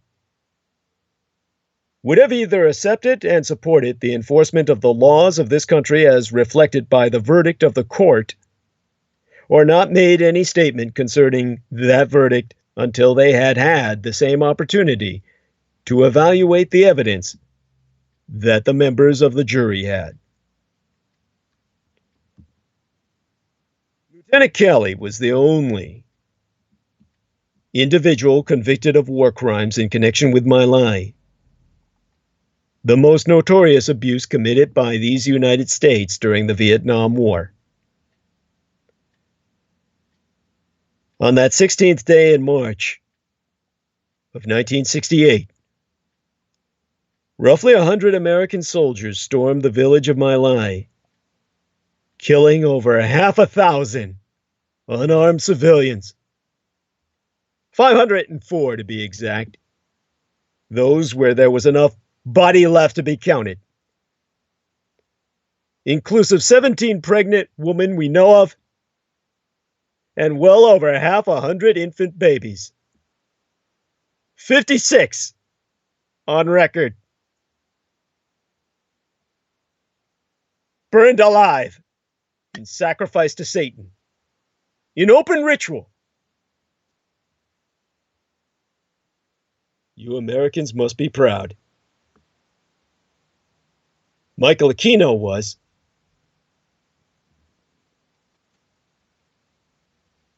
He told me so himself. Calley was ultimately convicted of murdering at least 22 Vietnamese civilians and sentenced to life in prison. Following Calley's conviction on All Fool's Day, April 1st, April Fool's Day of 1971, President Nixon, in the biggest fool's joke of all, personally ordered Lieutenant Calley removed from the military stockade and placed under the far more conducive and salubrious environment of his own home, under house arrest, where he would remain for about 3 years before his release at the hands of a federal court order. In response to revelations that Trump has and will continue to pardon accused and convicted war criminals,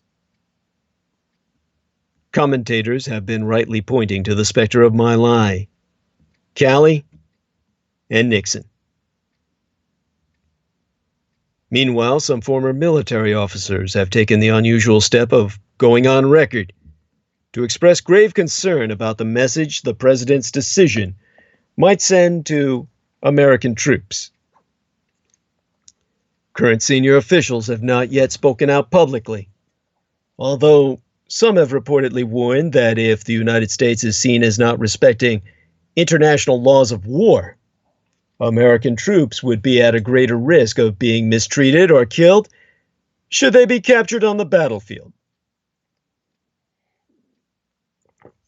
Given the apolitical nature of military leadership and the extreme disincentives for disagreeing publicly with the commander-in-chief, it's hardly surprising that there hasn't been an outcry or a formal protest from the United States military itself about all these pardons. It's also why it's so striking that an officer as junior as Aubrey Daniel, the JAG I cited, publicly opposed Nixon's decision to ease Calley's punishment. And parsing through Daniel's remarkable letter may be helpful now that our country has obviously arrived at another inflection point for the president's relationship to the prosecution of war crimes. Note that Trump's contemplated and carried out actions be far more dramatic than Richard Nixon's was. Nixon did not pardon Calley. He did not even commute his sentence. He merely changed his conditions of confinement after his conviction and pending appeal. By contrast, Trump is performing actual pardons, including, in at least one case, a pardon granted before the trial process was even complete.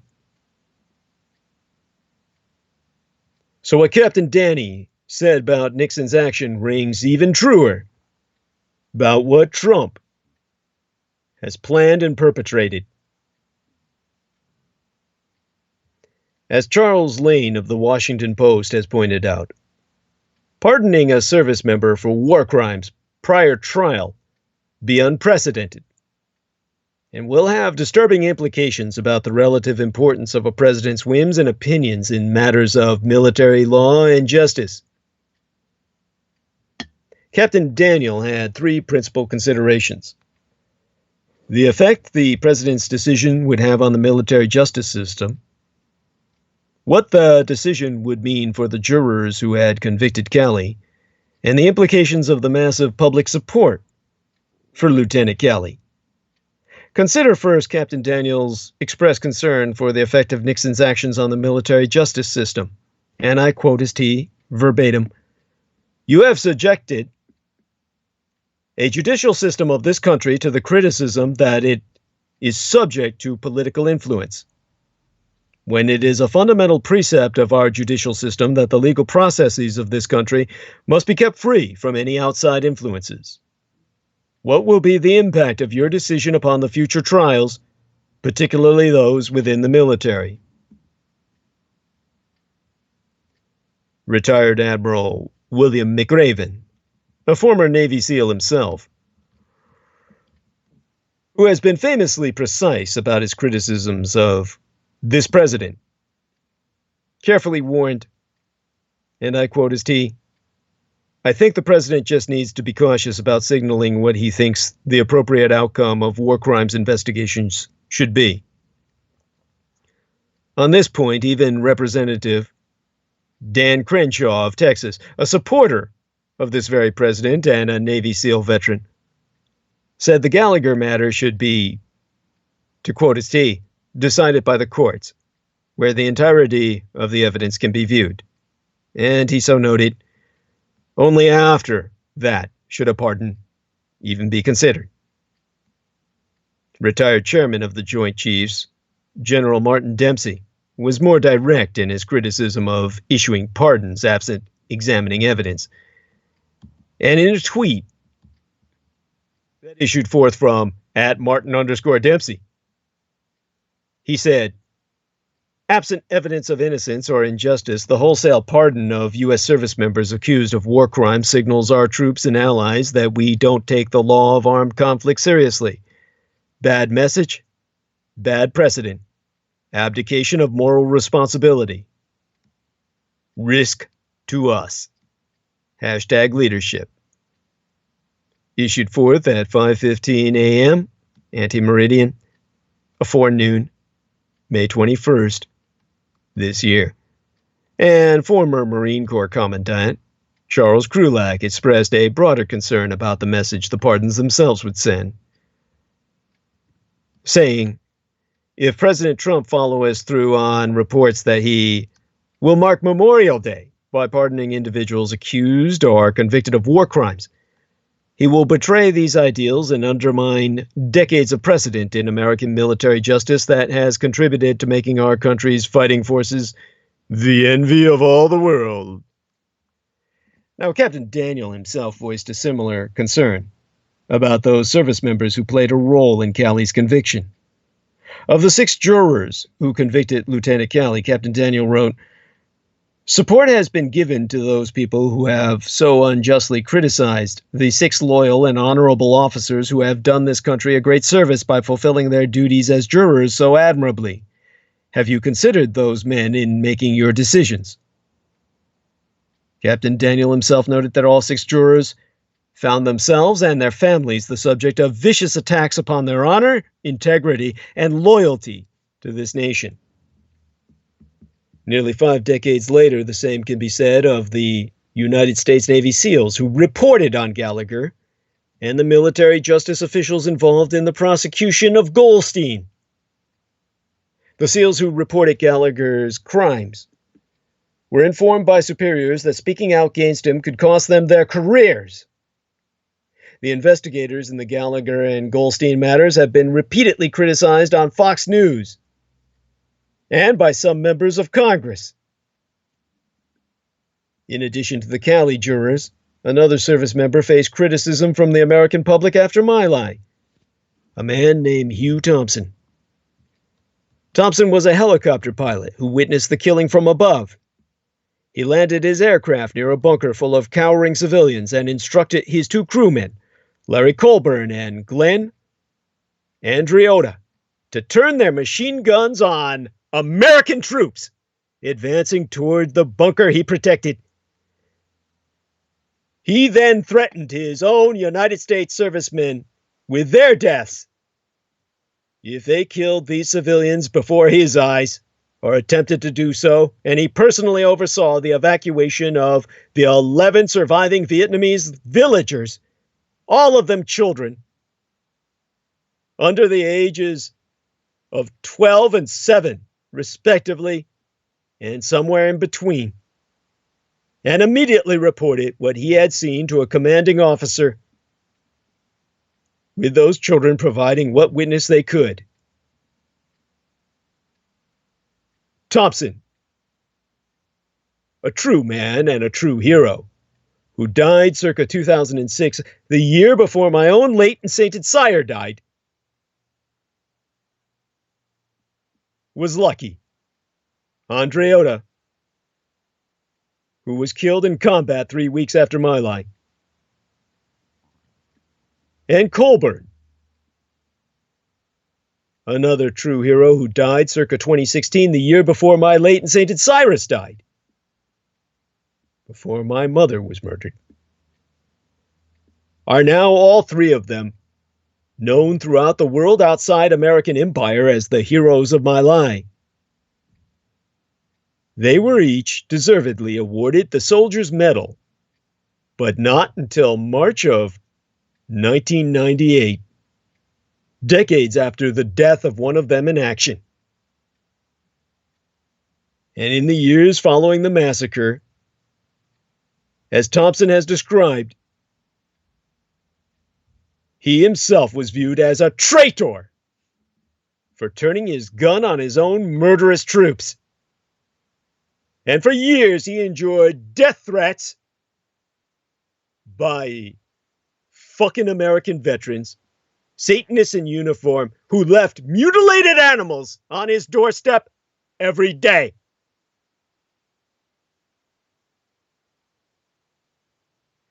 Why, on a daily basis for the rest of his life, he would find animals beheaded, bled out, with pentagrams carved into their bodies.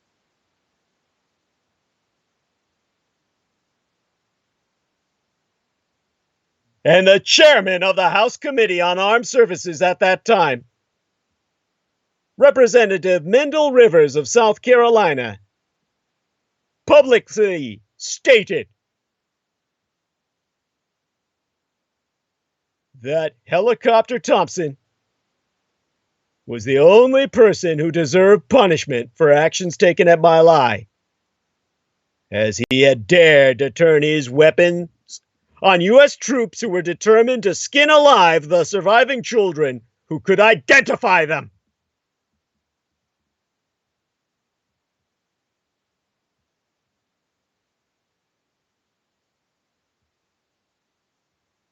Gunship Thompson. Forgive me, Gunship Thompson. Never having served in the Army myself, and with stupid terms like whirlybird being bandied about in the Marine Corps. The proper name for a helicopter pilot in the U.S. Army be gunshipman.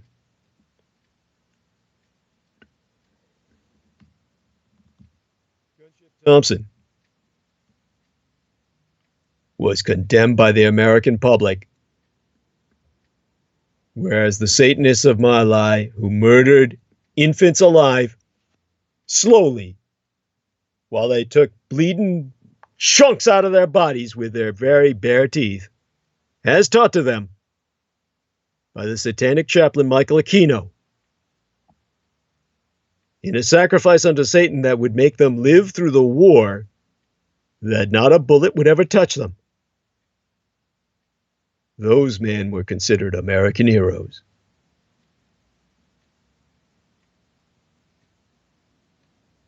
Still, in the decades since My Lai, the United States military has presumably taken steps to prevent such atrocities from recurring.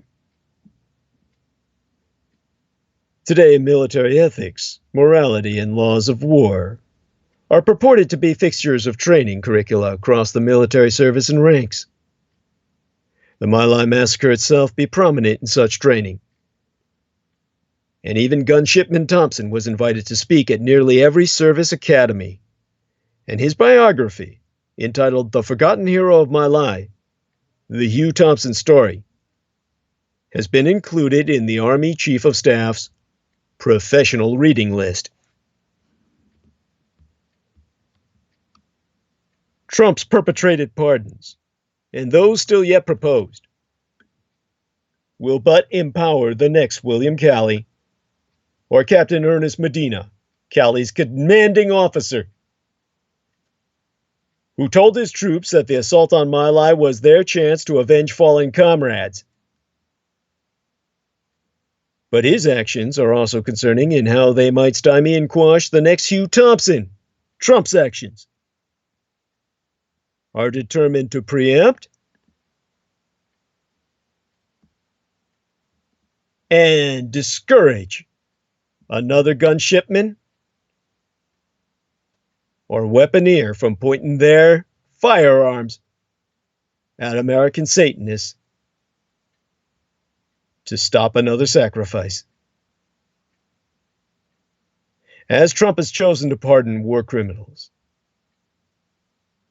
especially before their actions could even be judged in court of law, President Trump has sent a message not only that war crimes be forgivable, but also that those who risk their careers and livelihoods to report and justly prosecute atrocities were wrong to do so.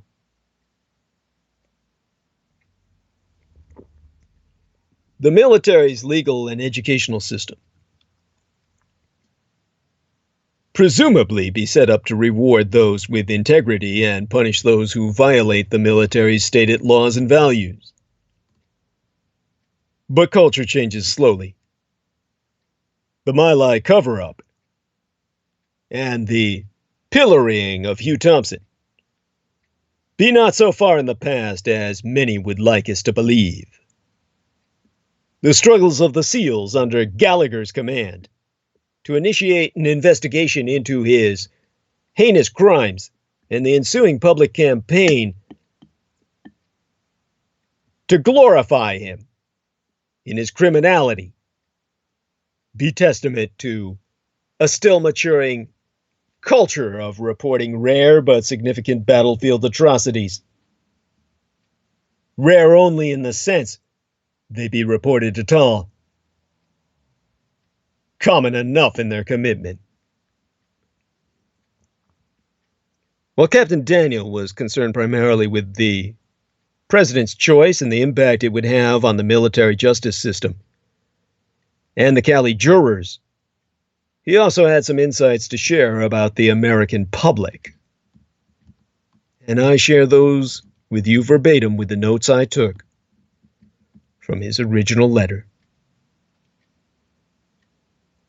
I would prefer to believe that most of the public criticism has come from people who are not aware of the evidence as it was presented, or having followed it, they have chosen not to believe it. To believe that any large percentage of the population could believe the evidence which was presented and approve of the conduct of Lieutenant Calley would be as shocking to my conscience as the conduct itself, since I believe that we are still a civilized nation. If such be the case, then the war in Vietnam has brutalized us all more than I myself would ever care to believe. Thus spracketh Captain Daniel. Circa 1971, 79% of polled Americans opposed Calley's conviction. Massive public protests were held in his honor, and petitions and a top 40 folk song were dedicated to his very innocence.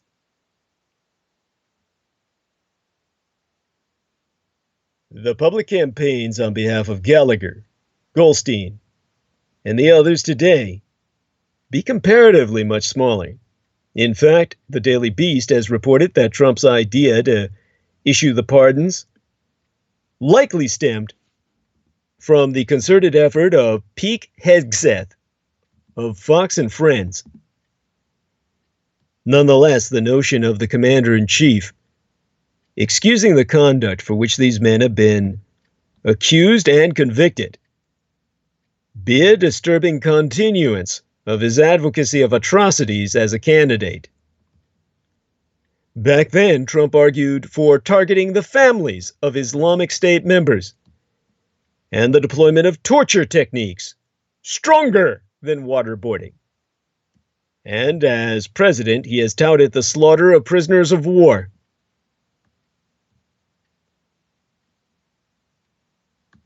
The American public likes to believe that Trump's bark on this score has been worse than his bite. These pardons should change that. They mark the first time Trump has affirmatively used his presidential powers to state where the United States under his administration stands on the international laws of war. And the international legal community is taking notice. On May 24th, the International Committee of the Red Cross, acronymous as the ICRC, issued a rare public statement expressing concern.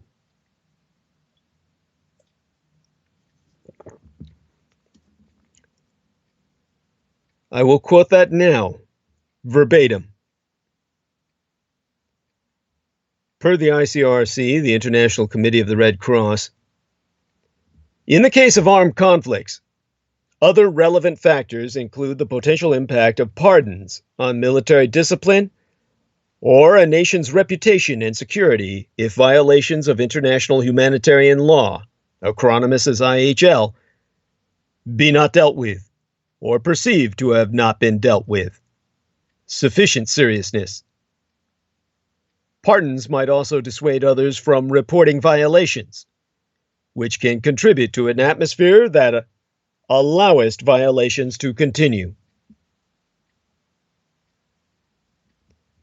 While some might argue that none of the conduct in question today be on the scale of My Lai massacre, individuals protected by the laws of war were indeed murdered by United States citizens and service members, and their bodies were desecrated after dying in battle.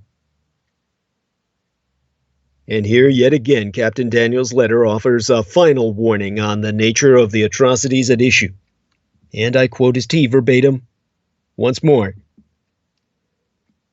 While in some respects, what took place at My Lai has to be considered a tragic day in the history of our nation, how much more tragic would it have been for this country to have taken no action against those who were responsible? That action was taken, but the greatest tragedy of all will be if political expediency dictates the compromise of such a fundamental moral principle as the inherent unlawfulness of the murder of innocent persons, making the action and courage of the 6 honorable jurors who served their country so well entirely meaningless. The United States may find itself asking the same question that Daniel asked of his executive commander-in-chief, Mr. Nixon. What will happen if political expediency is elevated over fundamental moral principle and the rule of law? Captain Daniel did give his executive commander-in-chief, Mr. Richard Nixon, credit for one thing. Prior to the Cali decision, Captain Daniel wrote, the president had been unequivocal in his statements that the atrocities at My Lai were abhorrent, and that the United States should never condone or deploy atrocities against civilians.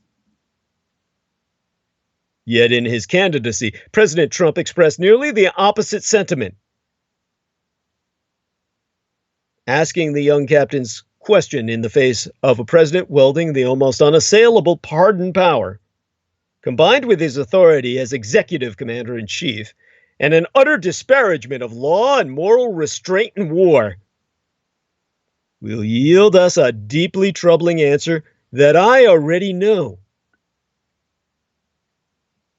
I've expressed before in my Roswell and the Rising Sun, which you can find anywhere on the internet, the fact that Roswell was an atrocity against Asian Pacific Islander prisoners of war, not simply Japanese, but servicemen of Japanese Empire. Just as the British Empire deployed Scots Guards, Welsh Guards, Irish Guards, men of the Celtic nationalities, the British had spent centuries trying to exterminate in terms of their very ethnos, and who proved so resilient, so hardy, so combative, that the British Empire, at its full force, could never exterminate them. The British exploited their bravery in battle. Irishmen and Scotsmen and the Welsh all speak various dialects of Gaelic, not English. At the Battle of Waterloo, English officers gave their orders in Irish Gaelic to the men who served under their command. When any of these men were captured by the enemy, no matter what culture or ethnos that enemy would have been, their problem would have been distinguishing one white man from the other. Particularly in Japanese hands, all these men spoke English. They all seemed the same to the Japanese. Yet the Japanese took the time to distinguish, at the demands of their own prisoners, who was who and what was what. Who was Irish, who was Welsh, who was Scots, and who was English. Because oftentimes, these men did not want the company of each other. The Americans made no such distinction. To the Taiwanese, Okinawans, Koreans, Vietnamese, who served under the Empire of Japan. Chinese troops are Manchurian. All spoke Japanese in service of the emperor. And to the Americans, these were all gooks. And all of them died as aliens, enemy aliens, literally interpreted by the American public with the help of Michael Aquino and his chief satanic propagandist, Stanton Freeman, as literal extraterrestrials. Well, the Asians never forgot. And they knew the identity of the 1,500 servicemen who died here in North America, never to return to their home in Asia. The Asians throughout the continent of East Asia remembered. And whether Americans were captured in course of the Korean conflict, the conflict in Vietnam, or any other place in Asia, after 1947, the Asians never let them come home. They kept them to die in Asia as Americans kept Asians. The Americans rationalized that the Empire of Japan had never been signatory to the Geneva Conventions. The Asians returned the favor.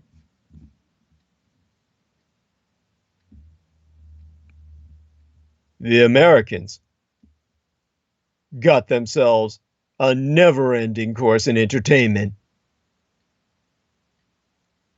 believing these Asians were from another world and creating a cult of high technology gifted them from the space gods. The same high technology that's led the Empire of Japan to become the leading technological forebearer of human civilization on planet Earth was believed by the white savages of North America, the darkest of all continents, to hail from space itself, making the Japanese the alien Prometheans of the white cultural filter. Its racist complex, so deranged that technology as advanced as Japan's could only be considered as coming from another world. And as for the war crimes themselves, in defending them, Representative Duncan Hunter, a Republican from my own Golden Bear Republic of California, confesses his unit probably killed hundreds of civilians. Again, Representative Duncan Hunter, Republican from mine own golden Californian state, spracketh unto the media before a painting he personally found offensive and removed, which now be rehung on the United States Capitol walls as of January 10th, 2017, the last time I checked, when the incident took place of his attempting to destroy same painting. It may be gone now, but it was in Washington, District of Columbia. That painting was part of a larger art show at the time, the year my mother was murdered, hanging in the Capitol as painted by a recent, at that time, high school graduate, David Pulpus, surname spelled P-U-L-P-H-U-S. And the young Mr. Pulpus depicted his interpretation of civil unrest in and around the 2014 events in Ferguson, Missouri. So Representative Duncan Hunter decided he would take that painting down off the walls because he's a denier of history, as he denies the Holocaust. Yet his new House Republican plan be evident. Admit to every crime on the books. Since, as a white male, you can get away with every crime on the books. The laws apply only to those of color, feminine gender, or any transgender or alternative lifestyle. For the white man, there be the boundless and infinite privilege of killing, raping, destroying whatever you wish, lying, as my gang stalkers have done about myself and my late and sainted father. As a white man, you can get away with anything. God damn the white man. All who, unlike my own late and sainted sire, have not attained enlightenment. And obviously, a benighted Republican representative, Duncan Hunter, currently himself under indictment over his misappropriation of roughly $250,000 in campaign funds, still continues to go out on a limb in his party's new defense of American war criminals.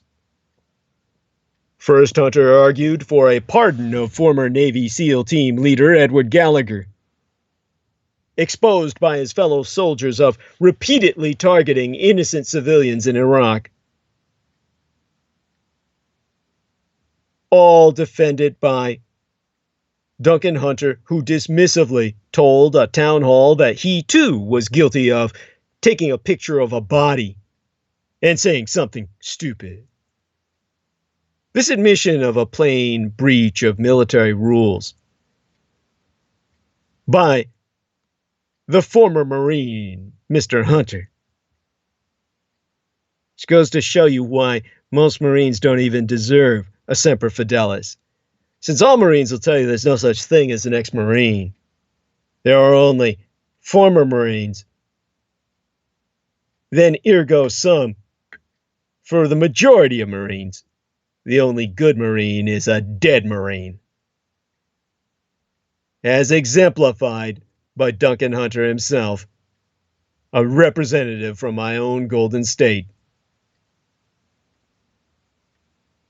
who took a picture of a dead female body so he could jack off in what he called a tribute, spraying his cum all over the photograph. And this admission of breach of military conduct by Marine Officer Hunter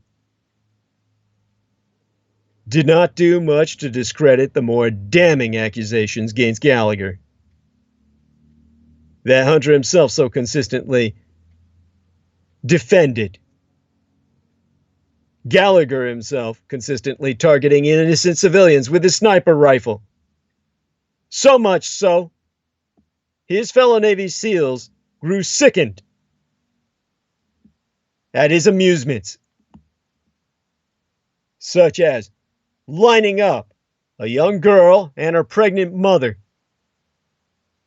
in his line of fire and firing his bullet through the young girl first so the mother could see her head explode before the bullet entered her pregnant belly,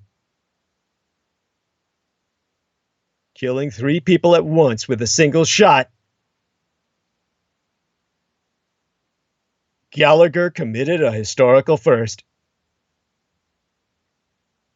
His own Navy SEAL teammates so sickened they tampered with his weapon in order to throw off his aim, so they wouldn't have to hear the screams and the cries of women and children throughout the night.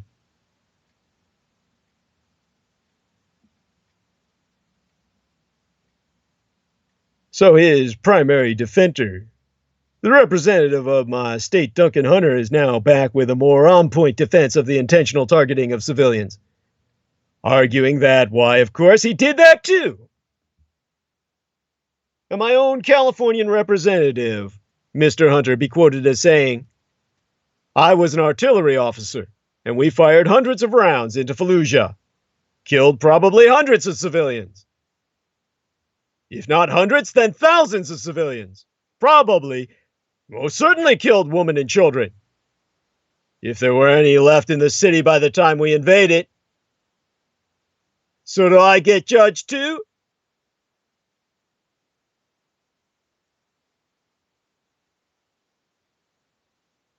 Though the United States-led coalition's assault on rebel-held Fallujah was indeed noted for what was obvious indifference to the city's remaining civilians,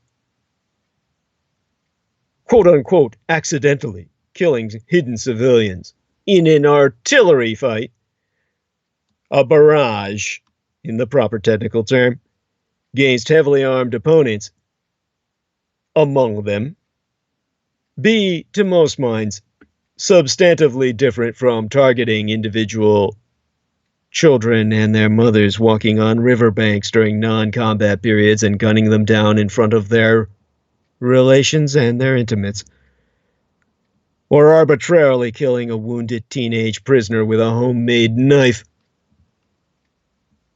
just so you could watch his entrails loop out while you wrap them around your wrist and then strangle him with his own guts, like Gallagher did, just so he could watch his eyeballs bulge in a noose of his own intestines. What Representative Duncan Hunter be guilty of, if the word guilt could be deployed, be collateral damage. But more pointedly, in his declaring that I frankly don't care about the charges against Gallagher, even, to quote as he verbatim, if everything that the prosecutors say be true, his professed expression of being utterly indifferent to such distinctions does expose unto all of us the nature of today's satanic military, the legacy of diabolism and infernal chaplaincy as serviced by Michael Aquino. To quote his Duncan Hunter, verbatim, Gallagher's alleged victim might have been killed in a way that you don't personally agree with because you say it's against the laws of war, as opposed to artillery killing civilians, women, and children because it's kind of indiscriminate in a way. It's not a sniper weapon, right? Which is worse? Well, Representative Duncan Hunter may be the perfect distillation of what the Republican base has long been attempting to move towards in their push to place ever more radicalized, ever less moral, lard-brained sociopaths into the ranks of House Republicans. He being a defender of war crimes, a petty grifter of campaign funds, and a man whose every political argument boils down to an insistence that each of his listeners dumb themselves down to his half-hearted level, you'd be hard-pressed to find someone more truly representative of what the Republican Party has become, excepting maybe Roy Moore down in Alabama. The kid diddler. At any rate, I tire of this. The Fed has begun to mull a rate cut. The Wall Street Journal reported that officials be prepping for a reduction in interest rates as early as this month. Even if the Fed doesn't cut in June, traders forecast a 70% chance of a cut come July. And the United States has announced its May jobs numbers during the weekend. In the midst of trade war turmoil, employment has chugged along steadily, and economists expect an increase of 1,800 and, oh God, I got the numbers wrong from memory. I think economists expect an increase of about 185,000 jobs. But it is important to remember that no deal has been reached yet between the United States and Mexico on immigration and tariffs. And President Trump renewed via Twitter his threats to impose a 5% tariff on all goods imported from Mexico if that nation does not do more to stop the flow of migrants to these United States. But Trump's plan be facing some domestic headwinds. Several congressional Republicans don't think it's a good idea to try to solve the immigration problem with tariffs. And an economic consulting firm confirms the proposed tariffs will cost more than 400,000 United States jobs. More than erasing by orders of magnitude anything Trump has accomplished in terms of jobs produced by the economy that has been left us by innovations introduced under the administration of Barack Obama. So, in terms of some other things that come to mind,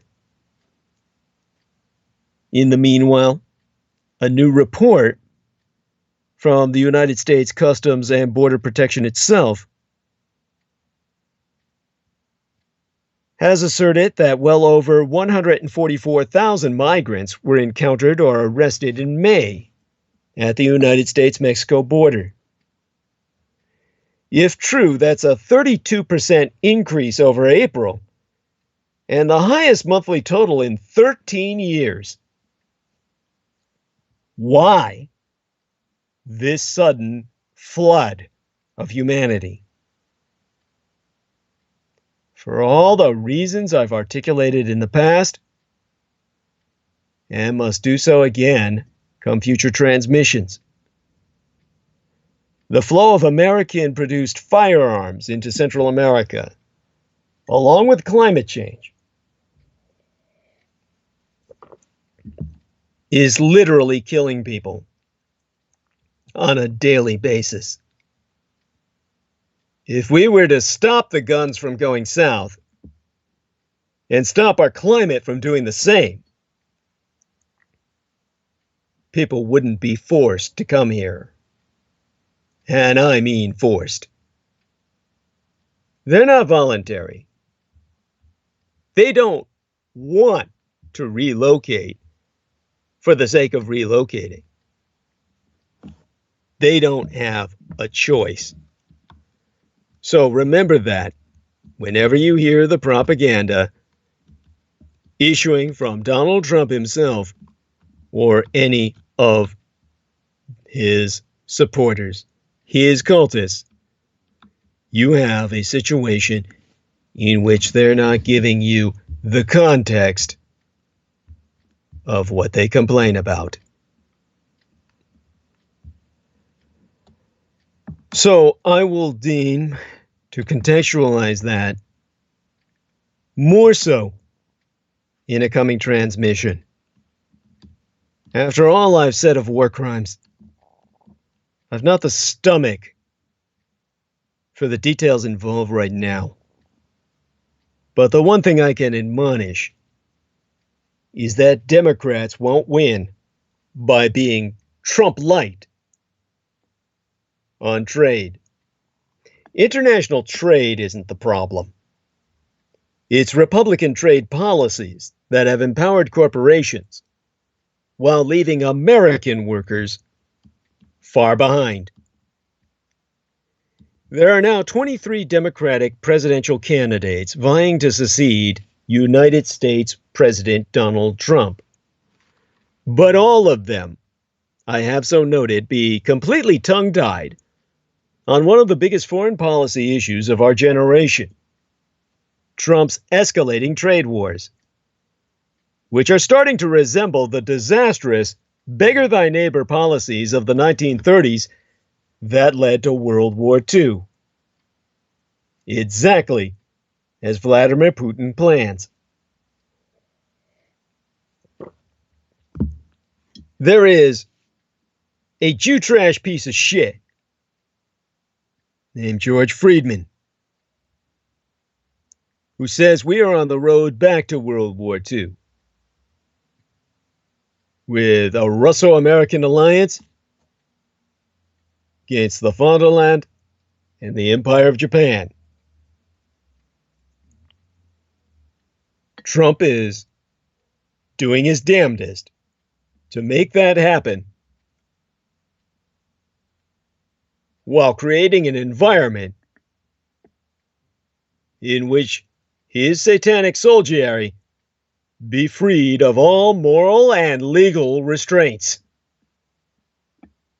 that they may wipe out for once and for all the Aryan peoples of Germany and Japan that they failed to exterminate in their first attempt at World War genocide.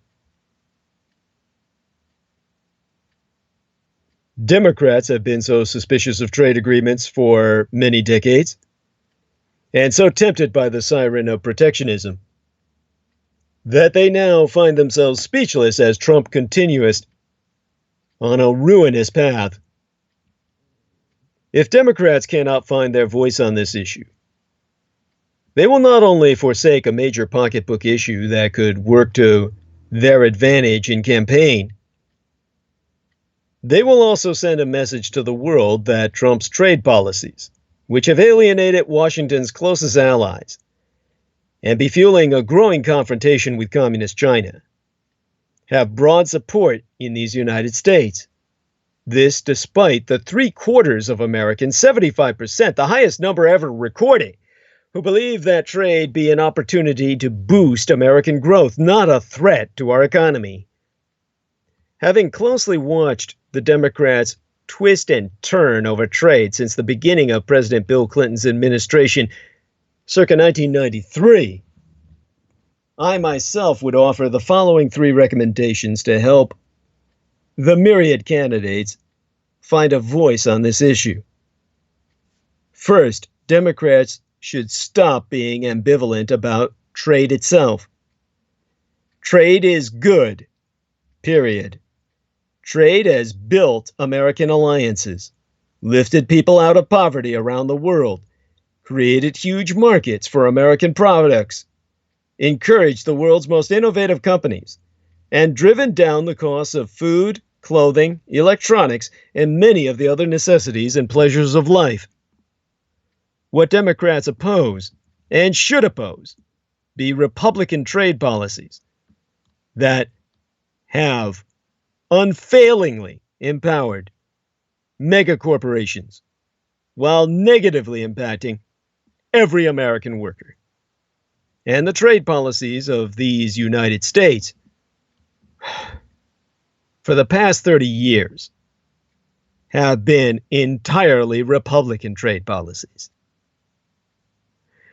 Some might object, arguing that Clinton supported NAFTA, the North American Free Trade Alliance, and passed it through Congress, albeit with modest amendments to strengthen labor and environmental protections. President Barack Obama concluded the TPP, the Trans-Pacific Partnership, with the Empire of Japan and 10 other Pacific Rim nations, the deal that Trump tore up on his very first day in office. Both objections be true, but it also be true that both negotiations were launched by Republican presidents and inherited by Democrats. Walking away in the middle would have been a slap in the face to close allies, something that American presidents historically have been loath to do till the coming of Trump as hacked into power by President Putin. The elements of those deals that congressional Democrats found most objectionable: empowering corporations to sue governments, weak labor and environmental enforcement, sweetheart patent protection for the pharmaceuticals industries, the big drug companies, were all Republican priorities.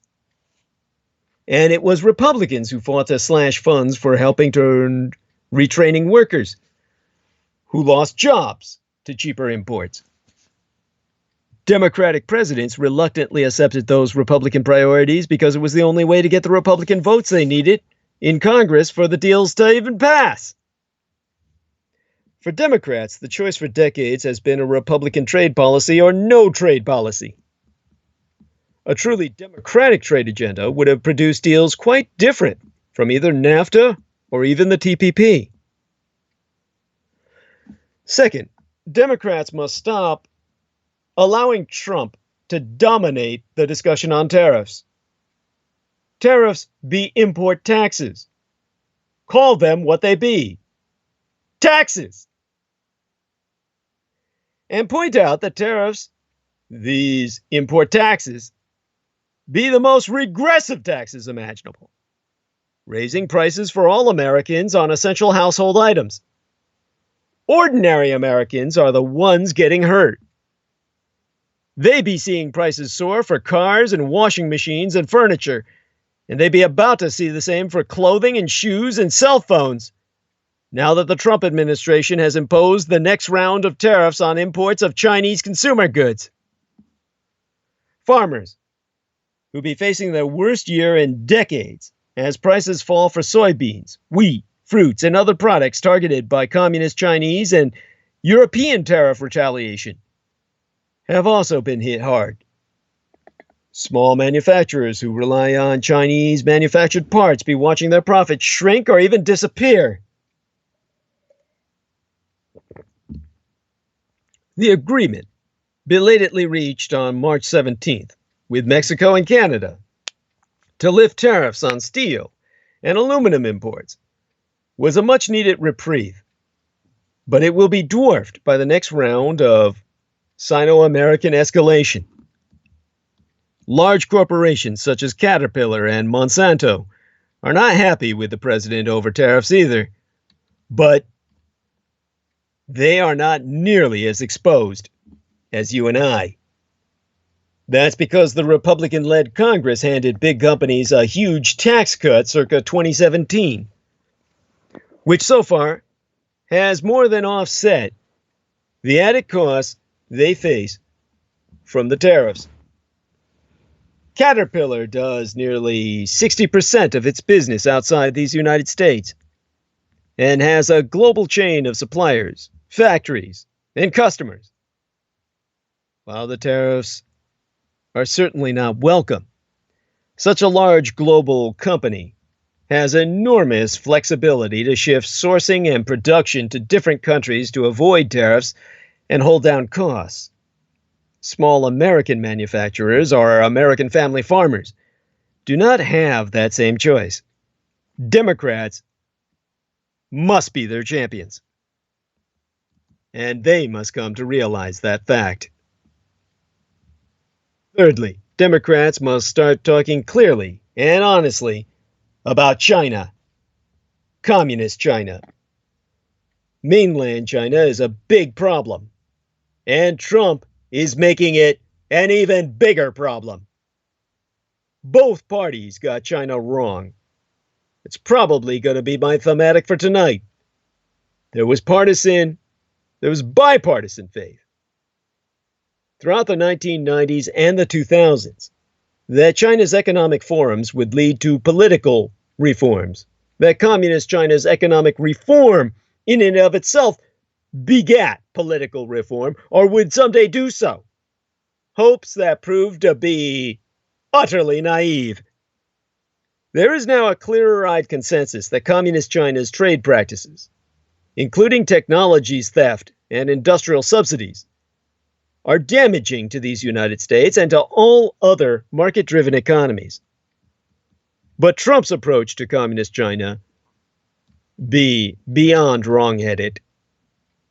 The United States won the Cold War with Soviet Russia, not through unilateral bluster and economic sanctions, but through patiently building alliances, championing the construction of global institutions like the World Trade Organization, and nurturing American economic strength.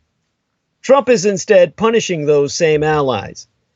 The latest threat be to slap tariffs on European and Japanese car imports unless they agree to cut their exports to these United States.